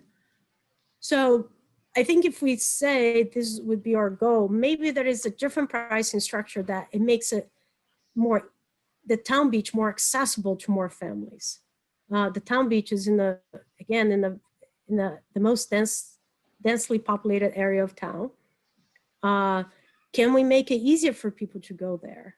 What would that look like? The day passes seems fine. Honestly, as an adult, I'll go if I have 2 kids and it's like 3 o'clock and after school. If I think about spending $5 for my individual pass and my kids get in for free, I go, oh, that sounds good. But if I think about it, oh, I got to go in and I pay, my 2 kids pay, even if the monetary value is the same or close to it, I'm less likely to go. If our goal is to increase, attendancy, do we think about it, how to do that? I mean, pricing is a great tool to manipulate not manipulate, but to try to achieve a business goal that we may have. So I don't know, and I feel like something needs to be tweaked, because it's been the same since I joined the commission, and I stand by what I have said for the last 5 years, that the only reason I think we sell the number of season passes that we do is because we've required them for swim lessons. How do we change that? How do we bring more people in?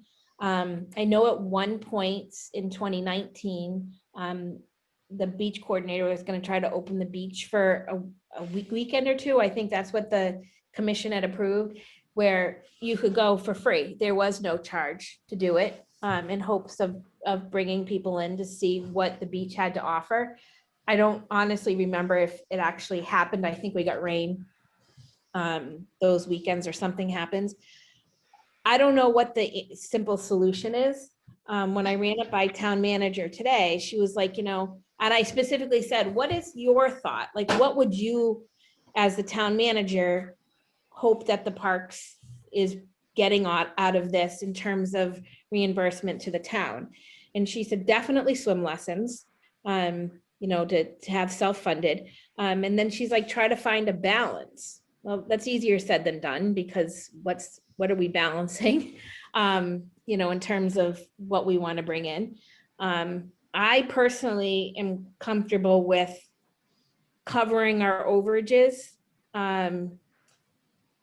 having some left in the coffers to put towards some improvements that I think every single park commissioner, I don't care if we have to hold a park commission meeting at the beach this summer, needs to go down and walk that building, walk the beach property, see what kind of condition it's in, what improvements can be made, and put some of what we bring in for fees back to, back to Building. that.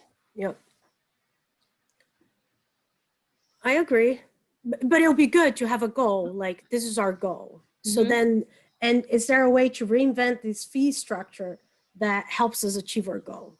I don't know. I mean, Dave, do you have any thoughts? Do we want to look into this, or should we just move on with what we got?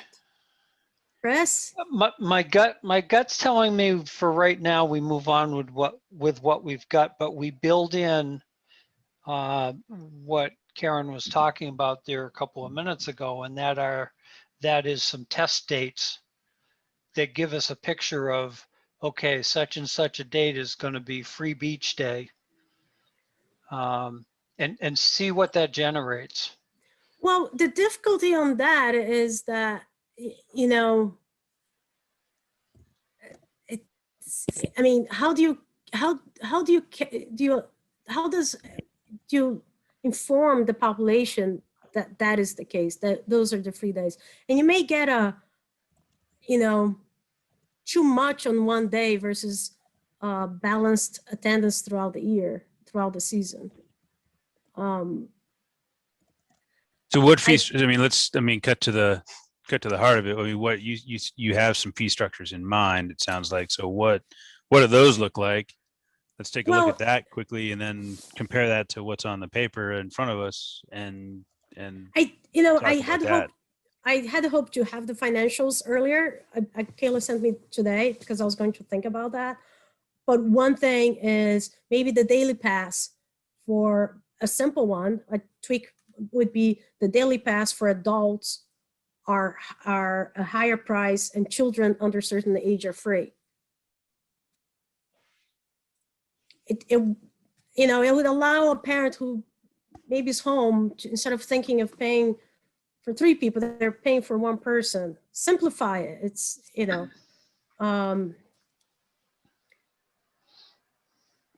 a one way to start that. But, at the heart of it is, this is the only parks property that we charge to get in. But I think it's also the only parks property where we have a designated staff person for the summer that needs to work there, plus additional staff that has to work there anytime the beach is in use. We don't have lifeguards at Marshall Park. We don't have grounds crew that permanently sits at Marshall Park. We have DPW and we have things that take Right. care of those grounds, but we don't have a specific staff that works solely at that particular property for a designated season. So that's the one difference that I would designate with that. Right, but the expense of maintaining the grounds for Fitzgerald, for McNally, which is for even a fewer group that you could say, oh, they pay a fee, but does it cover everything? We don't know. We are reducing participation probably in one of the parks properties that is the one that's not a specific designated for a purpose. Like McNally is baseball, Fitzgerald is baseball. Here's a property that anyone in town could go to, but no, they got to pay a fee. It's kind of, it's backwards to me. I don't have to pay to go hang out at Fitzgerald, but I have to pay to go hang out at the sand in Town Beach. And there is a significant amount of expense that goes into maintaining all the baseball fields. We don't maintain soccer fields because we don't have any, which we should have. So We don't have any yet. Yes. Yet. yeah, so I would like to make it easier for people to go to and increase as a way to also increase attendance. So Kayla, could you send me the financials too? So I guess I'll take a look at it. I'm Yeah, gonna sorry about that. I thought I did. I'm gonna just randomly start sending stuff, Chris and Anna and Dave, as we go through things, because I feel like I stumble across things. Like I stumbled across stuff yesterday and I had forwarded it to Kayla. I'm like, oh, look, I just came across this. And I should send it to everybody. Just know that if I send it to everybody, it's stuff that's been previously reviewed at a Parks Commission meeting, like before you guys came on. Just know that you can't have a discussion. It's not up for discussion. Yeah. It's not up for discussion. It's just. I'm not opposed to, Anna, what you're saying. I think, $5 for an adult and kids under 12 are free. So right. I would say go I'm up fine. to- And then 13 through, 18 is another fee or something like that. Well, this is my recommendation is similar to what Anna just said, in that, and you just said as well, Chris. What if we did $5 for an adult and children are free with that adult up to, we can say however many children, under the age of whatever we use as a cutoff, because in the past, we've always had a policy that says you can't be at the beach alone unless you are X age. So I would say up to that age. What is the X age? I don't remember what we had in the past. That's why I said X. 15. So it was 15. So 15 and under needed an adult with them, and 16, you know, when they start driving and babysitting, can be there at the beach. And at that point, they pay an adult fee or children's fee? We don't have a children's. Senior teen fee? Or up to, what if we did, I know we're trying to simplify it, and this may be too complicated. What if we did $5 adults, 3 children under age 15, then a $2 senior additional child rate? We don't want to charge. We were saying $5. kids under 15 are free, right? Do you want to do all 15 though? So if Kayla decides to have a birthday party with 24 kids, she can walk in with all 24 kids? Oh, no, we have to limit the number of, but how do we limit, because we had that same discussion of that we're having, that you brought up before with a family that has 6. So, but we wouldn't be, the way it was before when I was bringing up the 6 was that because it just didn't seem to be another category to fit those extra kids in. But if we did $5 an adult with 3 children under the age of 15, or $5 for an adult, includes up to 3 children under age 15, $2 for seniors or additional children. Okay. And that would cover everybody up to age 18. So if we had a 16-year-old that showed up for a day pass, it would be $2. $2. Reasonable. And people can buy it at the door if it's Yes. available. Mhm. Then non-resident, would we keep the same, what does that increase to? No, Or do we I just would keep say- it the same? no, I would say non-resident is $10 for the adult and $5 for the child. You can keep it with my suggestion. So non-resident would be $10 with 3 kids, or $10 just across the board with $5 for each kid. So if a non-resident came with their 3 kids, they're looking at $25 for a day at the beach. No, I would keep it No. this, I would have the same thing laid out, just go $10. If we decide 10's the number, I mean, we're increasing, or in the past, we've increased that resident versus non-resident thing by $2. You know, I'd say- so if- 10 non-resident and for up to 3 kids. And after 3 kids is $5. Nice round number. And then $5 or 3, because this is including seniors as well. 3, Yeah, we can keep it at $3, right? $3? Or 5, $5. $5? I like 5. It's Nice a round non, number. yeah, it's a nice round number, and it is Sure. a non-resident.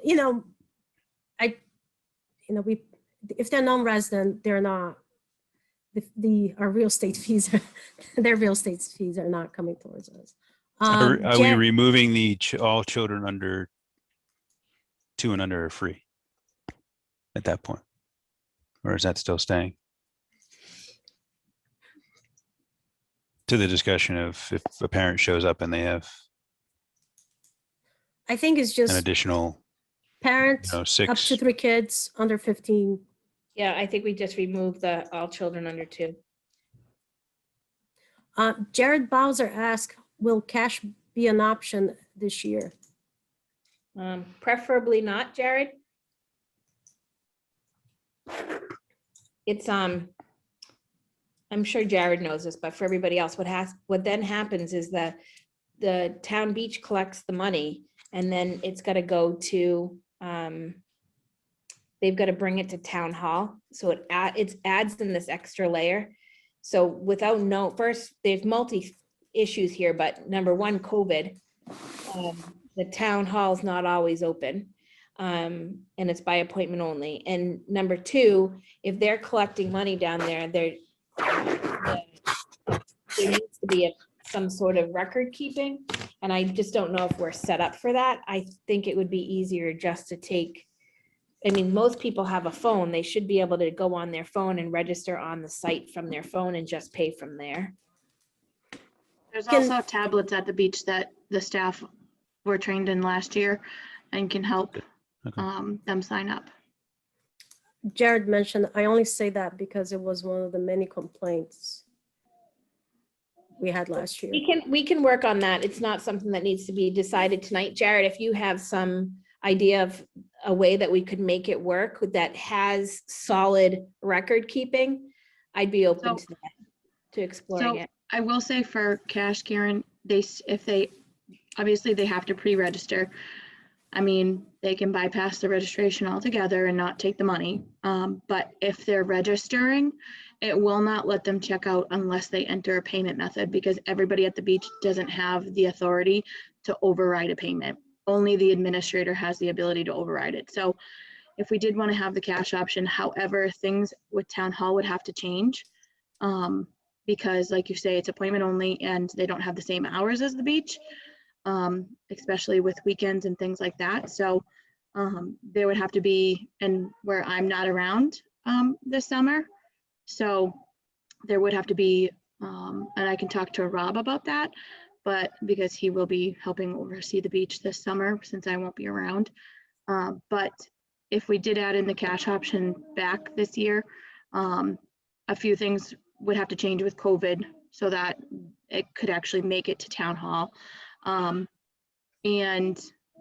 the only way that you could pay with cash is if you were doing it at the gate. You can't pay with cash ahead of time because, like I say, it's set up on the public side that you can't check out without paying. So they would have to be down at the beach and the beach would have to take the cash. We can figure that. I mean, I personally like no cash, but Me too. if it ends up being a huge concern, we can certainly have the discussion again. I mean, we can change it at any point if we need to. All right.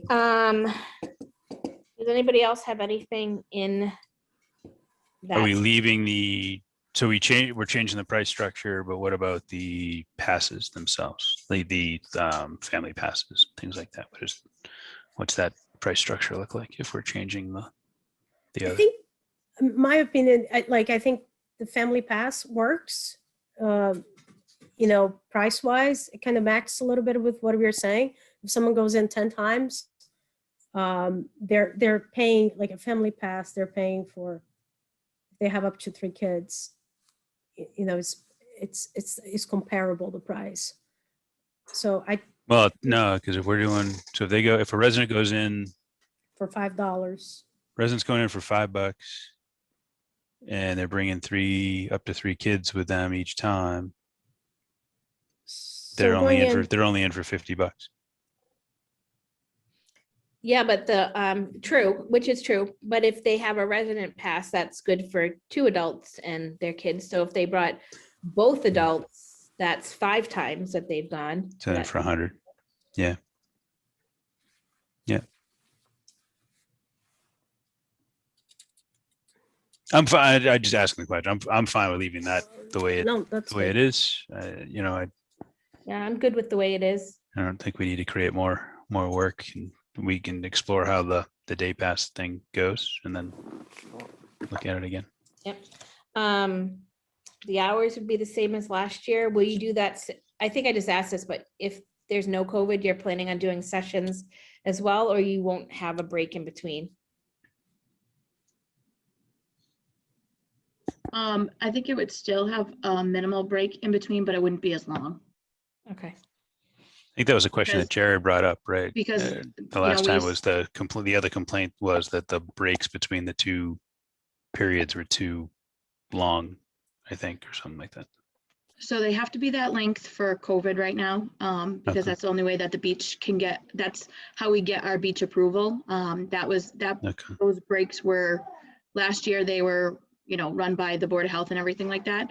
But certainly if things change with COVID, we can shorten the breaks, but I think a break is still important to make sure that all the staff are getting an equal break for lunch, reapplying. I know that they do rotations, but I plan on some of that being changed this year. So I think the break is still important. It doesn't have to be as long if COVID things have changed. And Kayla, is there any fine tuning that can be done with the number of beach staff, or were we right where we needed to be last year? So I can tell you, we had the lifeguard class, and 4 people took it, and they all passed. And I am reaching out to them, letting them know about the opportunities. I've only received 1 application so far for a lifeguard position. But I would say that looking at the staff hours, some of them worked a little too many hours. So ideally, I would like to have at least 1 or 2 more staff on board, especially because I don't think that this year's a little bit different because I'm not around like I was in the past, but I also don't think that the beach coordinator needs to be working as much if we have fully capable staff as well, and they are all on the same, all on board with the same policies and everything like they are that we go over in the handbook. So, but I guess I totally get that part. I guess I was thinking, like, I don't know what the numbers were of staff at the beach every day. So if there were 4 people at the beach every day, when you were looking at the summer and review at the end, could we have gotten away with 3? Yes, and I already have those plans kind of drawn out to change how that is. And I'm going to go over them with Rob. Okay, excellent. All right, so that's the hours. You're thinking of swim lessons, small group swim lessons. I mean, I think if all these other private places can do it, I think that we can figure out a way to do it as well. So I think that's awesome. So you're thinking of doing it before 10 a.m. Starting it before 10 a.m. Yes. So there'll be the, like the 2-week sessions that there have been in the past, but there's also going to be a Saturday session this year. Okay. Where we open so much later. So there'll be a Saturday session as well. And that may be a good change for us because again, if we're doing it on Saturdays and we have people during the week that work, I think that'll be another way to bring some new folks to the beach, which is good.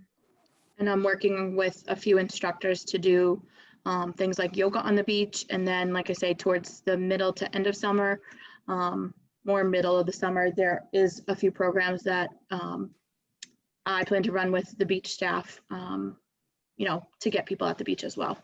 Okay. Kayla, before I joined the commission, I had seen that sometimes we advertise programs on Facebook. And how are those run? When do you decide to run ads? And are you planning to do something like that for the town beach? Because it might be just a question of, some advertising. Yep. And so last year, I mean, obviously COVID was a little bit different. So there wasn't much preemptive advertising just because we didn't know if it was open, when it was opening. But all of the beach information will be in the brochure this year. The brochure will be advertised on Facebook. It'll be sent out to our entire database. And then each individual, a lot of times I groups like programs together that are happening around the same time. So the beach programs, even though they're not happening at the same time, they're all beach programs. So they also get additional flyers and that would be advertised on Facebook. But we have had like Facebook ads run before. Is that, Yep. How would we run them? How do you decide to run one versus the other? It's just a matter. So when I created the Facebook business page, we had a certain amount that could be sponsored and didn't cost us anything additional. And basically the programs that we started to get up and running, which happened after the beach, it's just how it fell. Oh, okay, so what we used was just free, their initial free credit. Mm-hmm. Have we considered doing more? Did we have success and have we considered doing more? We have had success with them, and I do plan on doing more, which would be paid for through, so when we add on, so the vendors set their price and we add on the 20%. Some of that covers the credit card fees that we're absorbing, and the other part would help go towards advertising and things like that for that. So that can help pay for the advertisements through Facebook as well. Okay.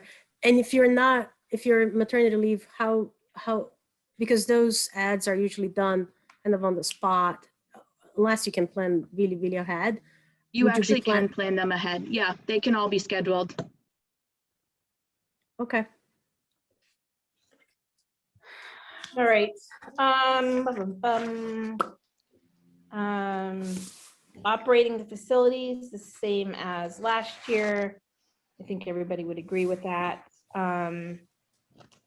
It's still operating under COVID, no groups larger than 10 on a single toweling or group area.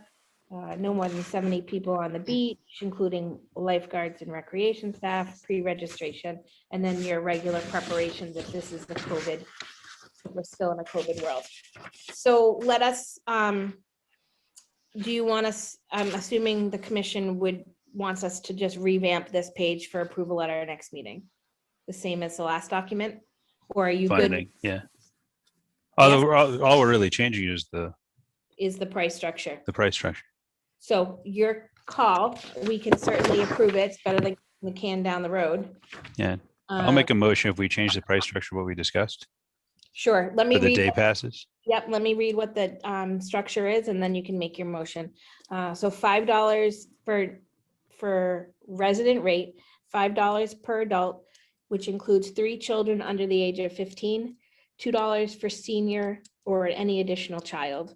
A non-resident rate is $10 plus 3 children under the age of 15, with $5 for seniors or additional child. And everything else would stay All the other family passes and season passes stay the same. correct. I'll make a motion to approve that as read. A second. Great, let's do a quick roll call on that. Dave? Actually, is there any further discussion before we do that? I never. Yeah, I'm trying to pin down where the senior, what's the senior season pass, excuse me? A senior season. $23. $23 for a resident and $35 for a non-resident. Okay, and on the day pass structure that you just talked about, it's $5 for senior, It's $2 for resident and $5 for non-resident. 2 and 5. Okay, that's fine. Thank you. Welcome. Anything else on that before we vote? All right, let's start with Dave. Aye. Chris? Aye. Anna? Aye. And I from myself. So we're good on that. So I think that wraps up all of the beach stuff. Now, people, this agenda was supposed to be short tonight. 3 items. Well, no, There's 12 items in here. well, sort of, but not really. Let's jump to 12 now. Why don't we jump to number 10? Let me know when you find number 10, Anna, because if you notice, I never count right. 10 and 11.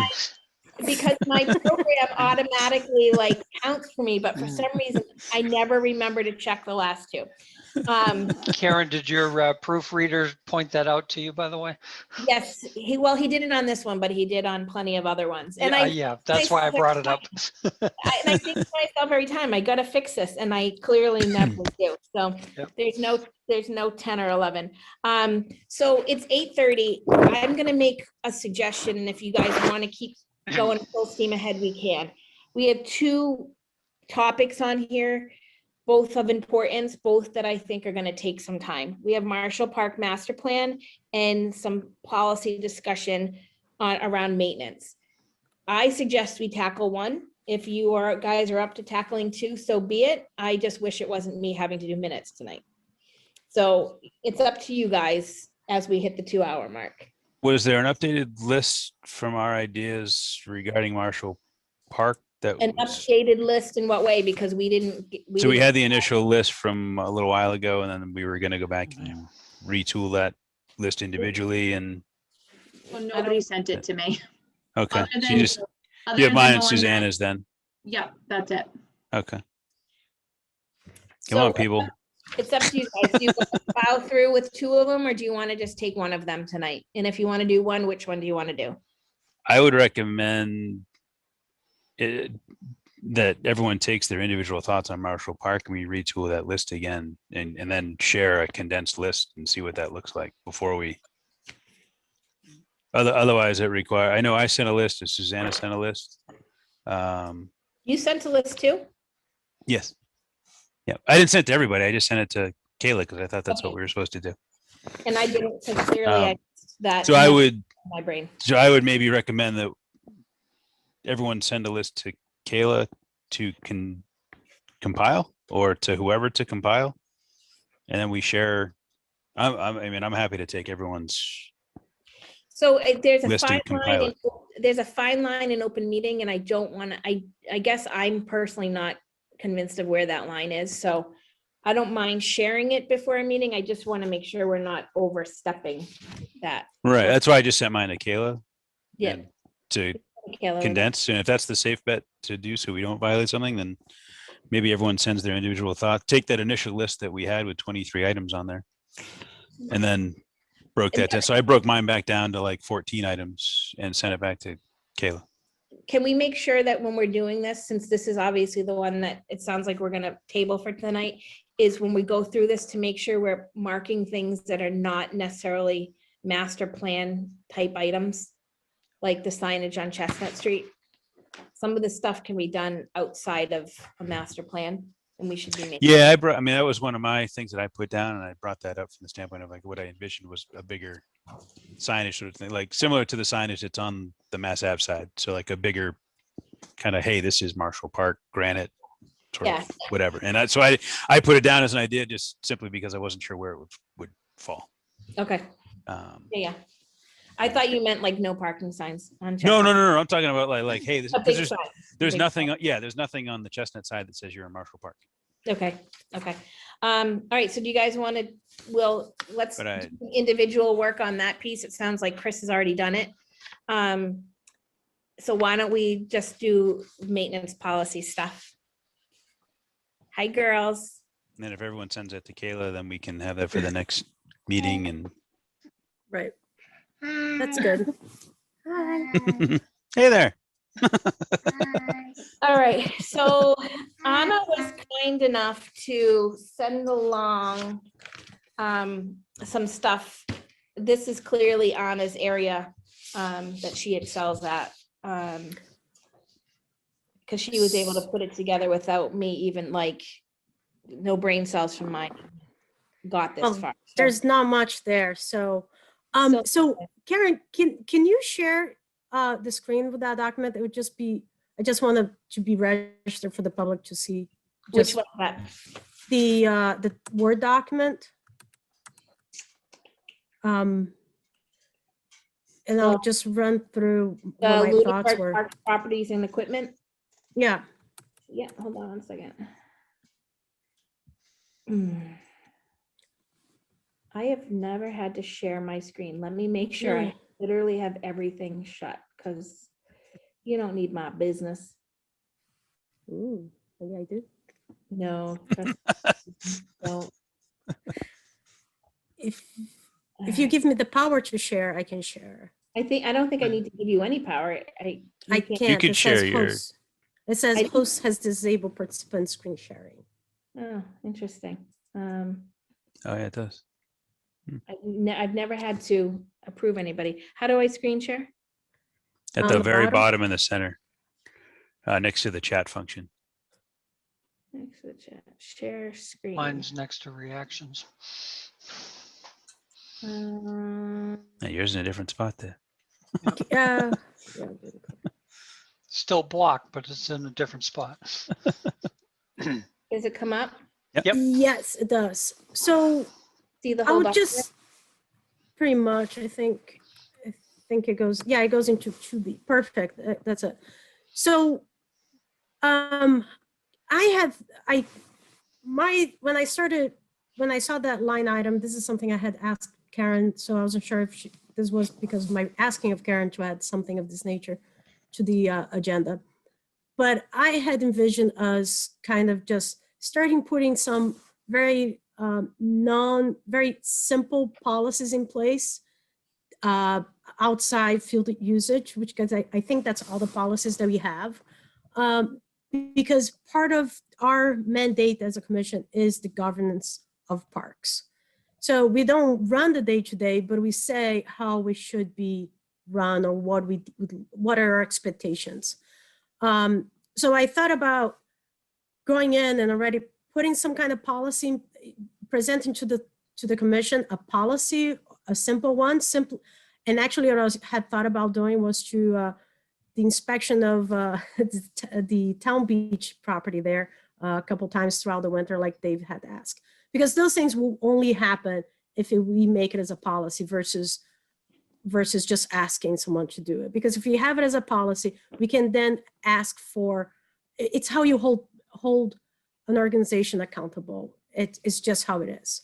And so I actually took a step back and I said, well, let me outline what I see as doing this policy to be, how this policy should be structured.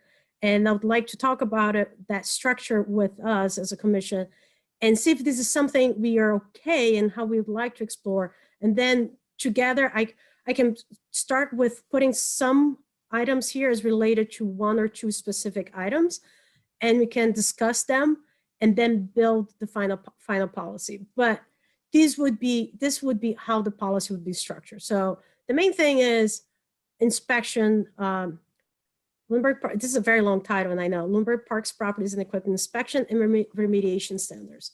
So the idea is to have what are our standards for how often a property should be inspected? What are we looking for when the property is inspected? And then getting back, us hearing the report or getting the report of how that was done. And also, what are the how are we going to remediate those issues? So, define what it should be inspected in fields, playgrounds, playground equipments, walkway, courts, and other park assets. So that would be the first step. Define the standards for each inspection. Fields, these are just examples, playground, walkways, basketball court. So I think as the Parks Commission, we should be, we should have standards that our basketball courts should always have good nets and the rims shouldn't be bent. The Whalum courts are heavily used and we should keep that in good condition. But we should make a policy saying we need to go there once a month or X number of times per year, what have we, and get a report on that. We need to define the frequency of each inspection. We can break it down between winter months and non-winter months. We also need to define how the data will be collected. Is it a form? Do we then create a spreadsheet? Or I wouldn't want to just have papers flowing around that then we have to save it. And also it'd be great if we could transform all of this into data. So for example, if we think about the basketball courts needing new paint, if we, during inspection, we realize that we are saying that it needs to be painted every 6 months, we can then properly budget for that, because that's how you end up building the budget. Define where the data will be stored. I think that's also a big important piece whenever we're talking about collecting information, knowing how you're going to be stored and so that you can access it versus is the report one shape today and another shape tomorrow and so forth. And a big piece to it is report back to the commission, to us. What is the report that we want to back? And what is the frequency that we want to hear back? And the last piece is to hear from the people that are responsible running day to day, what were the issues found and what kind of remediation we're looking for. So let's talk about Marshall Park, which is a big one, the walkway. I think that is a current asset that we have, parks asset, that when we walk, we're going to say this is not up to standard. I think the people that are responsible for running today should come back to us and say, that's not up to standard. And us as a commission go, okay, what are we going to do about it? And it is up to them to tell us how. But we are the body responsible for the governance of the parks. And I think this creates a light structure on how we create that relationship between the people running the day-to-day and us. And that's my spiel. So any feedback? I like this. I like the general thought of having our, can I stop sharing this? Does everybody have a copy in front of them? Yeah, I mostly wanted to, so people Yeah, couldn't, no, at I home just, could see just, it. I know that it freezes on the screen when you're at home. So I like the idea of having our parks inspected. There's a lot of things that I think can fall to the wayside. And if you, like Dave goes down to the property, you know, he spends time because he has that time to go down to multiple properties in a month. I don't always have that, but I do drive through, but I don't see everything. And there's things that I think that can be caught early and repaired before it gets to a situation that it's just not rehabable anymore. So I like the idea of monthly inspections. You know, I looked at this before the meeting. One of my thoughts was, and I think Kayla's off, but I think she's putting her kids to bed, so she won't have the answer right now. But, you know, one of the issues we had in the past, a couple of years ago, was we had a water main break down at, not a water main break, we had a water leak of some sort down at Marshall Park, and we got slammed with a massive water bill. And I don't know if doing an inspection like this would necessarily catch it, like, because I don't know if, I think it was an underwater leak that was leaking into the ground. I don't know if there's something that we could do, like, is there a meter there that could be regularly checked so that they can see that it's not excess usage between when the water department does it? Because the water department does have some sort of system that detects leaks, but in this case, it didn't catch it fast enough. Yeah, I mean, I just think in general, having eyes on the parks and looking even, and not just looking for issues with the property and the equipment, but are the people that are using our fields following the rules? For example, you know, they can no longer use the grills down at the parks, that's my understanding, because the Board of Health won't approve it, because we don't have the right kind of sink set up in the concession stands, but those grills were left there. And those should have been removed. So there'd be people there like catching it as it happens to say, hold on, this stuff needs to be removed. Or a few weeks ago, Dave was down at the Marshall Park and noticed that somebody had thrown some trash that are either in or around the dumpster that's down there. Well, the dumpster's not ours. The dumpster belongs to Little League, but it would be somebody there to be catching this stuff and not letting it build up. Right. Till somebody reports it. And my only other thought on this would be, so I like this in terms of having somebody from the town side do it. I also think we need to have a reporting side that I think Kayla said that she might be able to work on through MyRec, for people from town to report issues Right. as they see it, so that Little League can say to their people, the town has, right on the Lunenburg rec site, there's a button, click it, and you can report an issue right then and there. Right. And I would love to be able to see the logs of those reports. Right. And, you know, and all those things are, you know, are all the things you mentioned, Karen, are kind of at the heart of how do we govern, how do we, you know, create the rules that operates the parks, because that's our role. And I think one thing that from what I've seen, and I've just been here for a couple months, you know, how do we create that relationship between the commission and the people running the day-to-day to be a healthy relationship? And I think that creating a structure of this nature, that the people responsible for day-to-day are looking at that and they are reporting to us, because that's what it's called for them to do. And we can have the conversations about it versus, you know, the playground equipment, now nobody's inspecting, anything goes bad. So that's the goal. But and if we agree, I think, you know, at the end, it's likely that each property would have its own checklist, because each property is unique, and the checklist would be developed probably by experts or us. We could walk down, we can, it will have to be relevant to each property. But I think it's a good way to start, to bring things to light. And I don't know. But it would be something that if we put in place, we should expect that it will happen. So as we start putting some words in between these bullet points, I would expect Rob to get involved, maybe even the town manager, and give us feedback if they think, there's something that, but really all we're asking is for the properties and the equipment to be inspected, checked with some sort of frequency and be, reported back to, not to us, but to the town. The town does invest money in our parks and it should not be in disarray, period. Yeah. Yeah, I think there should be just, transparency with what we're finding Right. on the parks. This could be public, public knowledge, and there and accessible and there for people to ask questions of. I think this is great, Anna. Thanks for putting this together. I think what stands out for me is that, the frequency of reporting back to us, I think that in my mind, that's almost in every meeting sort of scenario. And it doesn't have to be, an hour-long thing. I mean, I would say more often than not, if we're addressing these things on a regular basis and doing regular inspections, that we're keeping that to a fair minimum.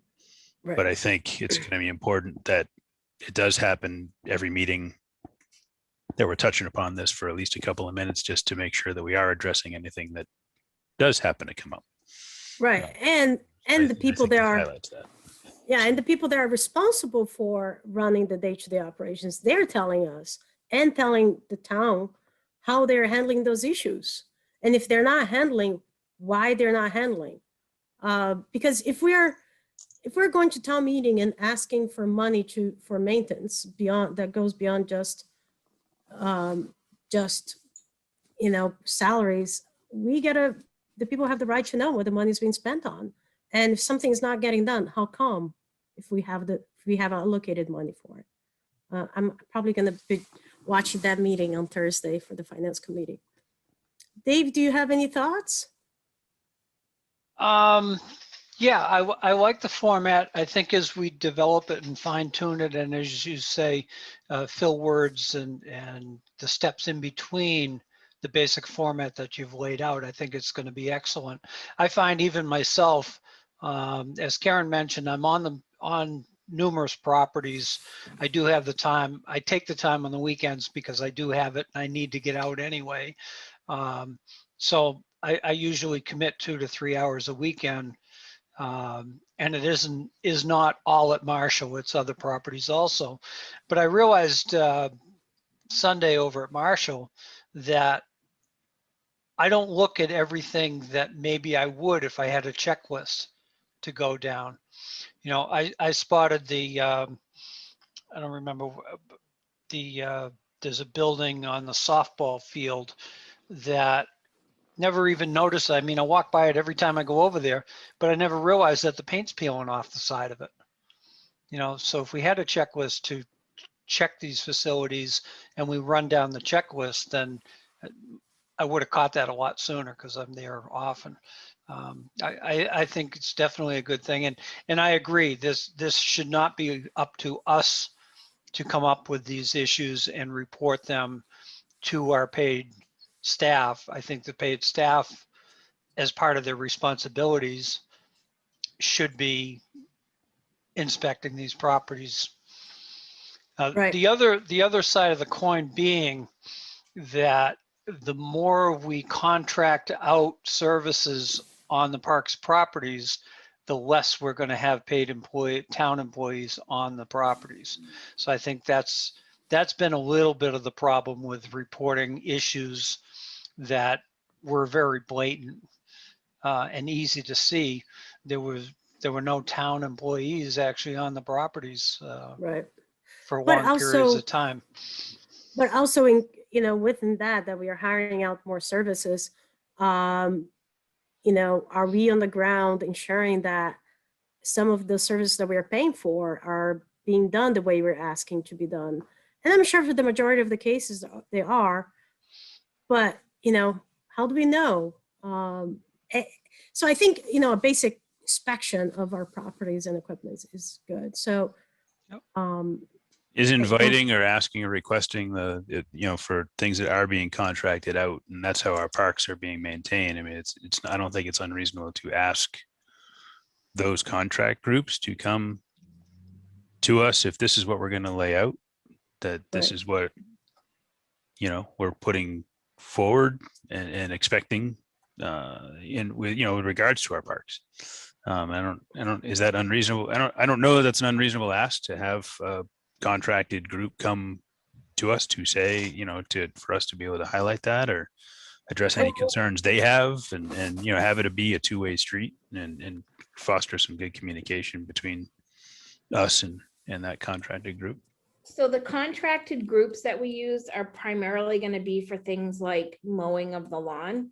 And I think that I don't think it's inappropriate to have direct contact with them, but I think the better way to do it would be to go through the DPW director, because that's who put the contract out. And so we have a whole, like, the way some of our maintenance is being handled because of certain monetary threshold by the state, it's actually going out to bid, and it's going out to bid right now.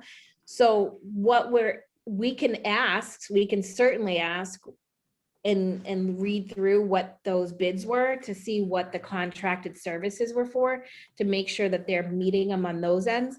I don't think we can add to that because that's not what they contracted, that they're Okay. offering for.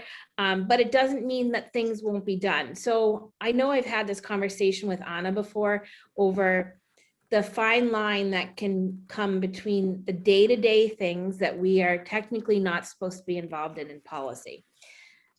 Well, we're not supposed to be involved on running it, but we create a policy surrounding it. Yes and no to an extent. Yeah, yes. Hold on. Terry's got her hand up, and I bet she's got something great because she doesn't typically get on camera for us. Yes, Terry.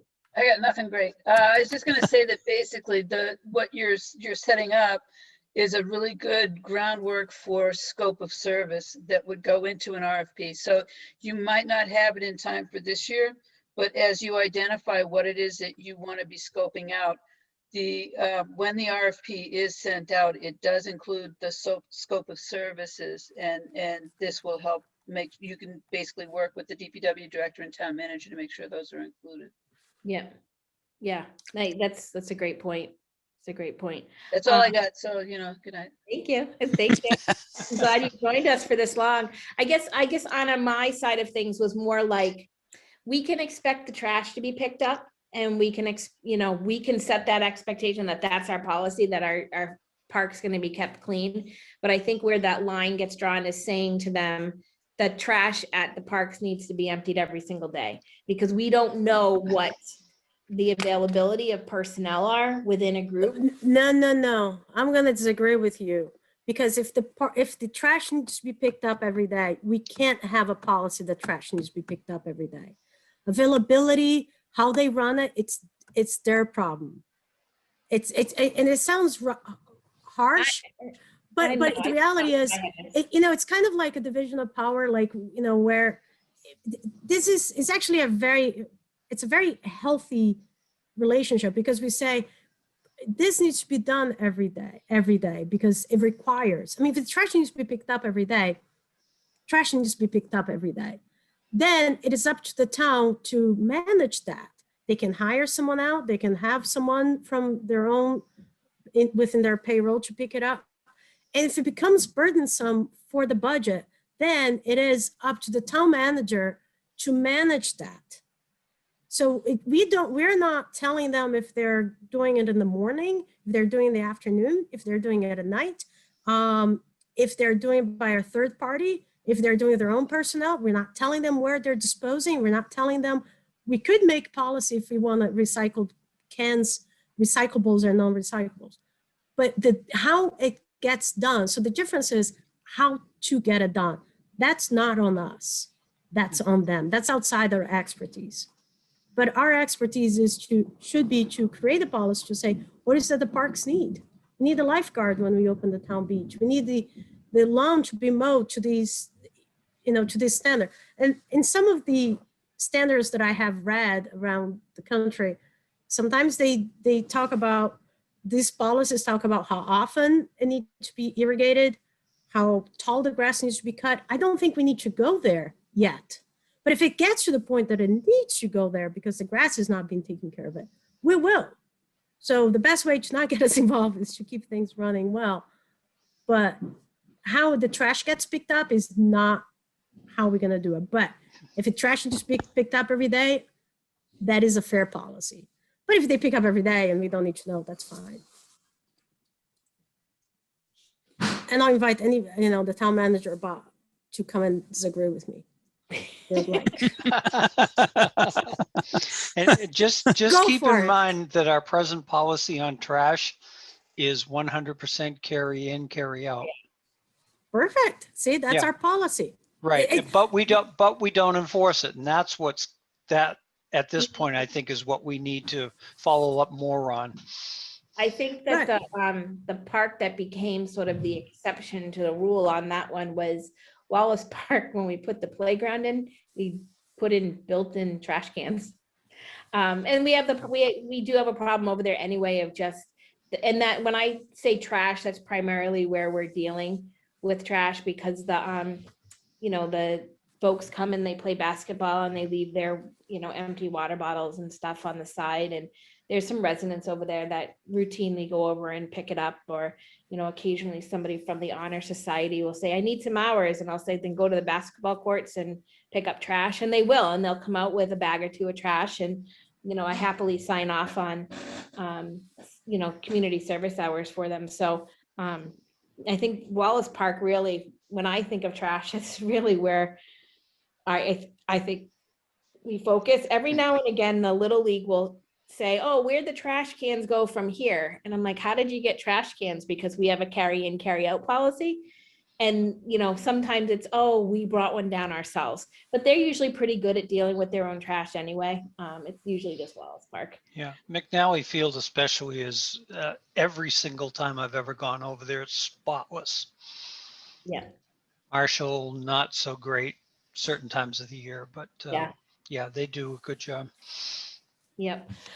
All right. So what are you thinking with this document on it? Like, so when we say, define. So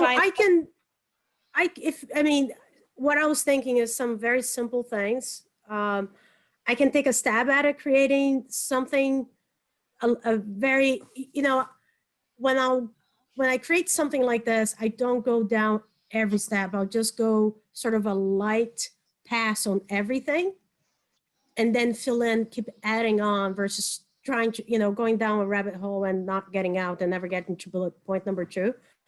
I can take a stab at it.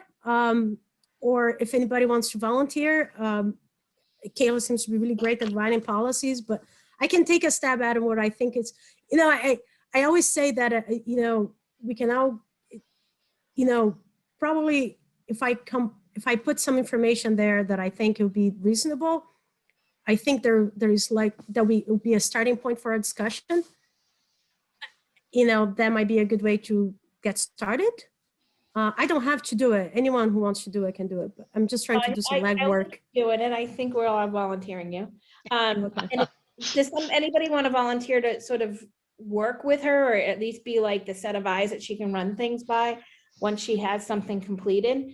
Because that also helps to save time too. Can we share documents between 2 people? 2 people. You can go between 2 people. You just you can't include a third. Yeah, and I'm happy to work with you on that. That's fine. Yeah. Okay. All right. So I'll try to put some stuff, get started, and I'll send it to you, Chris, and Sure. And we can just have some back and forth emails on, what we were thinking, type of thing. That works. That works with me. You just made that easy. Thank you. I appreciate that very much. All right. So then, so that's that one. So our homework is to, Kayla and I will take care of making the adjustments on the beach season stuff that we had spoke about, the document that the Each rental. rental. Yeah. We'll take care of that. We'll get a new copy to everybody of the new draft for approval at the next meeting. So Kayla and I will do that. Marshall Park, everybody's homework is to go, if you haven't done it, not everybody's a nerd like Chris, will be to go through that document and fine tune it, get some ideas over. You can go to Kayla, that's fine, and she can put together a new list, or even something similar to what Susanna did is fine as well. So that's everybody, and then Anna and Chris will start working on some of the maintenance stuff we just talked about. Anna, do you have any updates on open space? They are talking about a lot of different properties. They are still on the phase of investigating some properties. So, there are a lot of properties that are under, and I don't know how much you guys knew about this before I got here. I just have attended a couple meetings. There are a lot of properties that open space is investigating to make part of conservation, or conservation, even considering for parks or open space per se. And they're looking to the history of the titles to see which ones it's worth pursuing. They're also looking for location. There are two properties that are larger. They're in the middle of Woodruff and not Woodruff, but and then another one that I don't recall the name. And then there is also talk about the possibility to access to Shirley Lake. But all of this is still possibilities, and nothing has been decided to this is the path that we're gonna go down, because there's still a lot of research that needs to be made.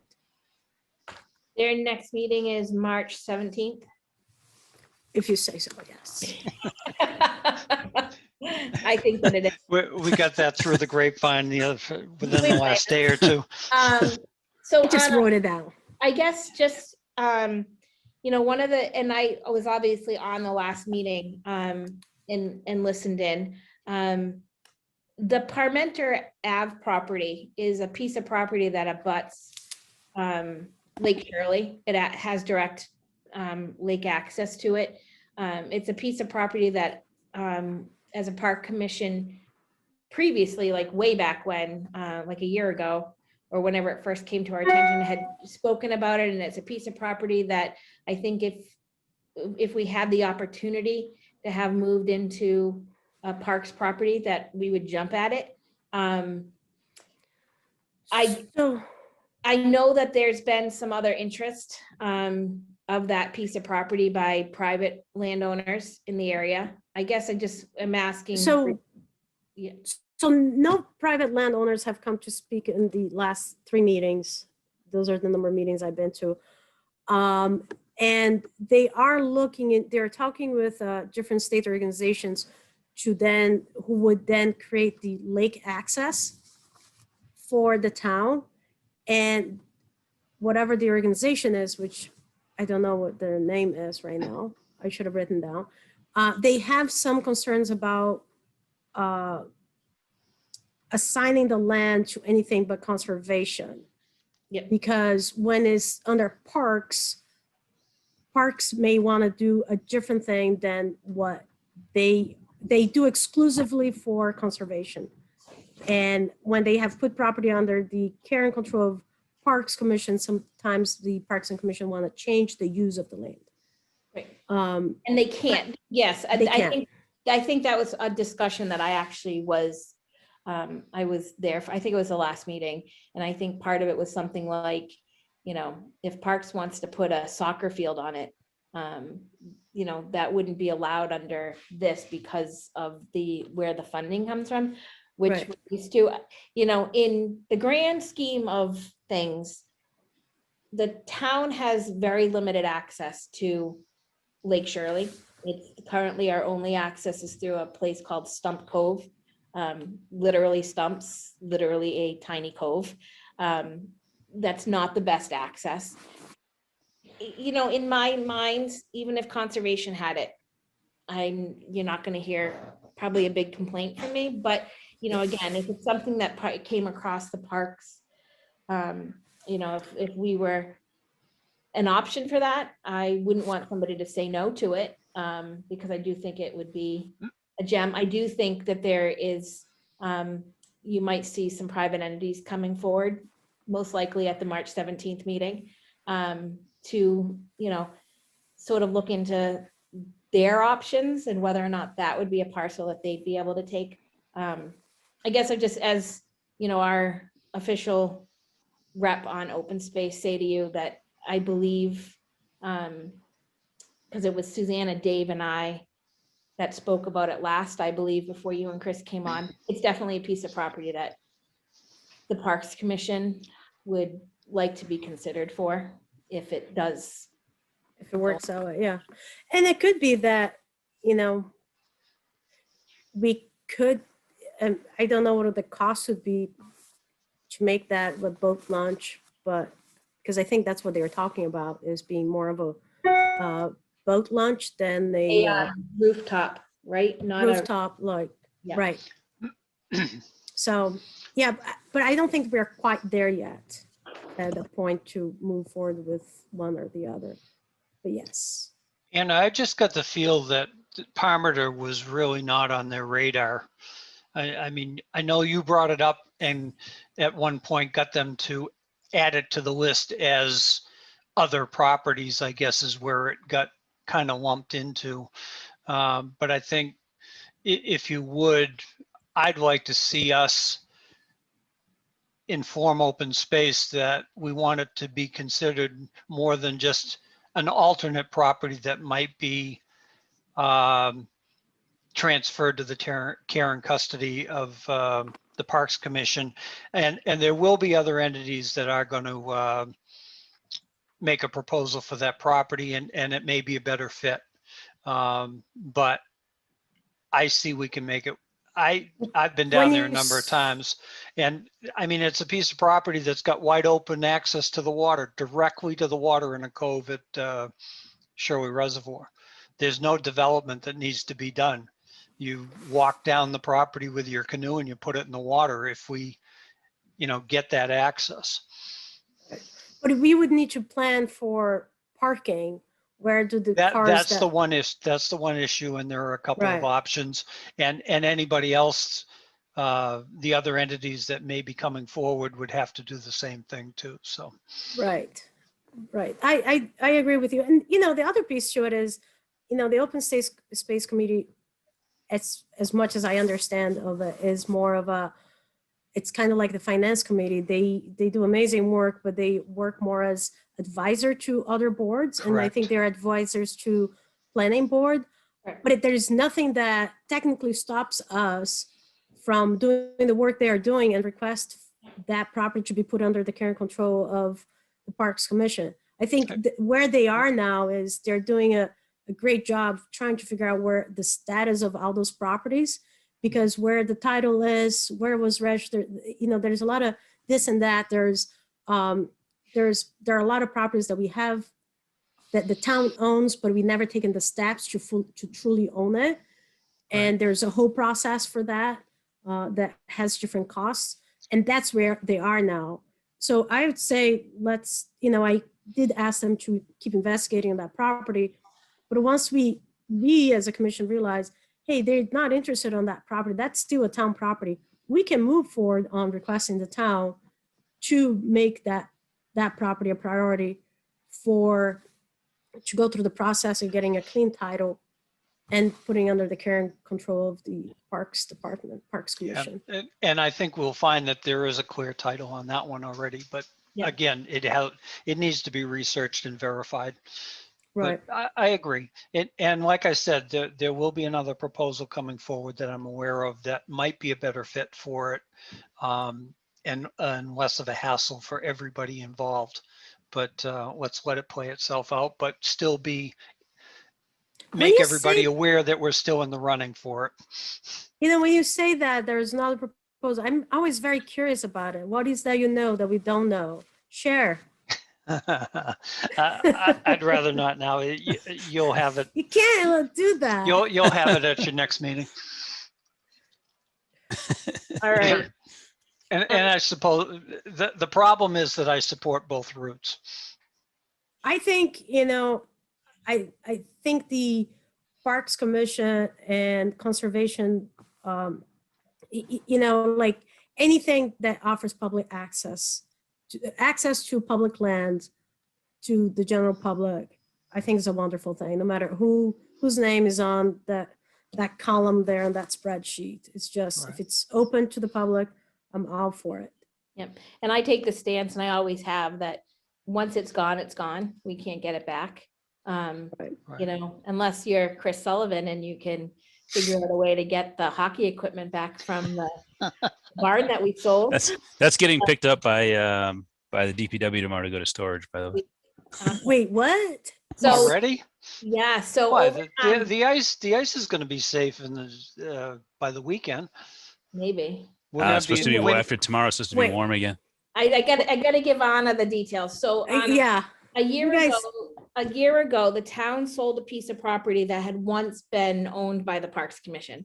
And in the building was all of the old hockey nets and benches that had been used over at the pond next to your house for when the kids would be skating.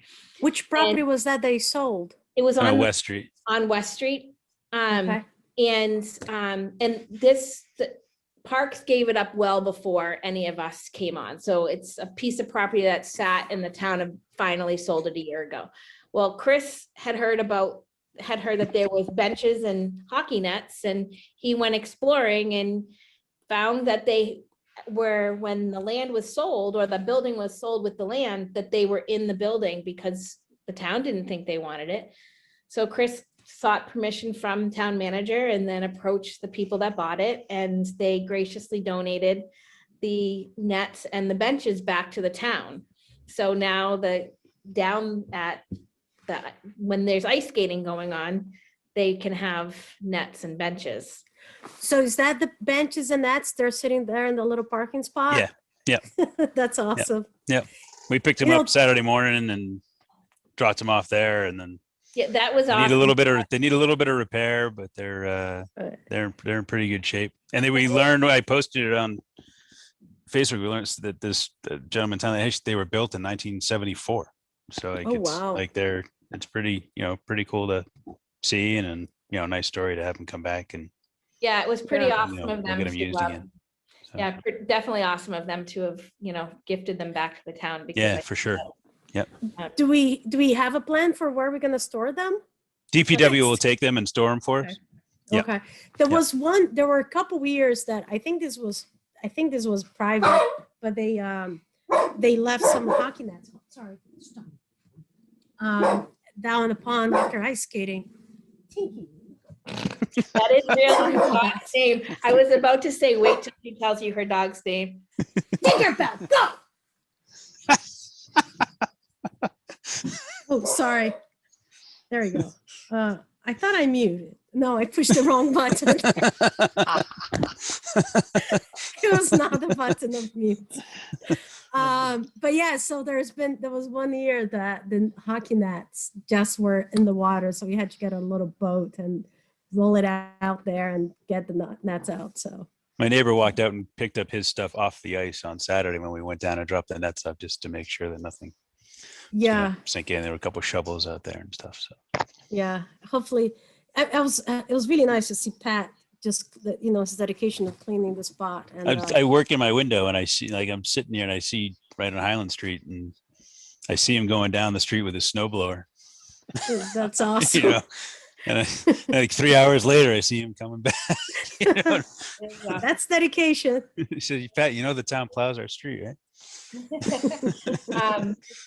All right, do we have any other public or board comments that anybody wants to make? I'm working with Kayla on the cleanup deal. Awesome. Thank you. So I know she kind of started to cast that out a little bit. So my thought was to kind of solicit what people see as things needing to generate a list of projects, I guess. So kind of put something out there on Facebook, I guess, and I don't know, a Google form or something, just to gather up what people's thoughts are and say, here, we're looking to do a park cleanup, either one day or the week of April vacation, whatever your time allows, kind of deal. Yep. And solicit ideas on what people see without, things that aren't going to require power tools and can be done in small groups and, fairly simple sort of things that what do you see in your parks that are near you that can use some love? Yeah. And then try and capture that information so that I can share that with Kayla. We can kind of get that going. I'm not opposed. I know she posed, like, are we thinking about a week or the day? I think we can leave it as either. It doesn't have to be one thing, that there's time, and it doesn't just have to be that week, but it's a nice focus. Yep. But I think we need to, the snow to melt a little bit, and then we can see a little bit more as to what projects there might be. So. Yep. Gotcha. Excellent. Next meeting dates. What would everybody like? This was early. This was the 1st of March. So, what day of the week is best for everybody? Should we be trying at this point, since we're a body of 5, to be meeting on the same day every month? Like the first Monday of the month, and then throw another meeting in if we have to. I guess I'm just wondering if that's easier for everybody than deciding on the fly. Yeah, first Monday of the month works for me in general. First week of the month, it's usually a little tough for me. It's a Okay. busy time at work. What about the second Monday of the month? Or is there another night? I don't know if Mondays are great for Susanna. Fridays are really not good for me. You go out partying, dancing a Yeah, lot? Fridays are. It's just, it's after a long week, I'm just exhausted. And the last thing I feel like doing is figuring out a parks meeting. The issue there for me is Tuesday, Wednesdays, and Thursdays. Most weeks I've got meetings every day this week, Okay. except for Friday. All right, so let's stick with a Monday, and if Susanna can't do them, we can adjust accordingly. So should we aim for like the 12th of April, which is the second Monday? That's 6 weeks away. Weeks away. If the first week of April, I was going to say, do we go to the 20? Oh, the 20. Yeah, the 29th. I had the 29th circled on my calendar. I am not available. You're welcome to meet without me. It's not an issue, but I'm not available the 29th. So you guys tell me and I'll make sure there's an agenda. If you want to meet the 29th, that's fine. If you want to do, yeah, you guys tell me. What's April 4th? That must be. That's a Sunday. It's a Sunday. Yeah, I know, but it's circled as a holiday. Is that a Easter. Easter Sunday? Easter. Yeah. There's no issue if Dave wants to run a meeting or if somebody else wants to step in for Dave to run a meeting on the 29th. It's not an issue at all. And chances are that I may be able to tune into it. I just can't commit to definitely being there for it. Yeah. Let's tentatively shoot for the 20. Yeah. I mean, let's put it on the calendar for the 29th. And although Karen's not going to be here, what I was hoping to do was to have a very limited agenda and really spend some time on Marshall Park. Yep. Do we know if Mondays are no for Susanna, or is it? No, I don't know it for sure. I just know that I want to say that that's one of the nights she's got the kids alone. I could be wrong, and I don't want to speak for her. So we can Can we do like Sunday the 28th? Is that a feasible thing? I guess we are not supposed to do Sundays because town's not open. Oh, okay. I'm not available the 20th. We can do emergency meetings on Sundays though, right? We did one. Yeah, probably. Was it Sunday or Saturday? We did the beach one last spring. I don't remember. You guys drove me crazy with that meeting too. It was the weekend anyway, This whatever it one's was. coming close to it, so we're gonna wrap it up. All right, so let's go with with Monday the 29th. I may or may not be there. I'll be in touch with Dave and I'll make sure that there's an agenda in. On the agenda, we'll finish up the beach and we'll have Marshall Park. Off the If top Chris of- and I have something to submit for first review, can we submit that? So we'll just stick with those three plus our minutes and our update. Yep, 6:30. 6:30. And I'll make sure you get everything's in, probably at least a week before that. So I don't forget to do it before I go where I'm going. All right, do we have a motion to adjourn at 9:14? So moved. Second. Roll call on that, Anna, I, Dave, Aye. Chris, Aye. and an aye from myself. We're all set, folks, at 9:14. Thank you so much. Night, Thanks, guys. Have a everybody. good night. Bye-bye.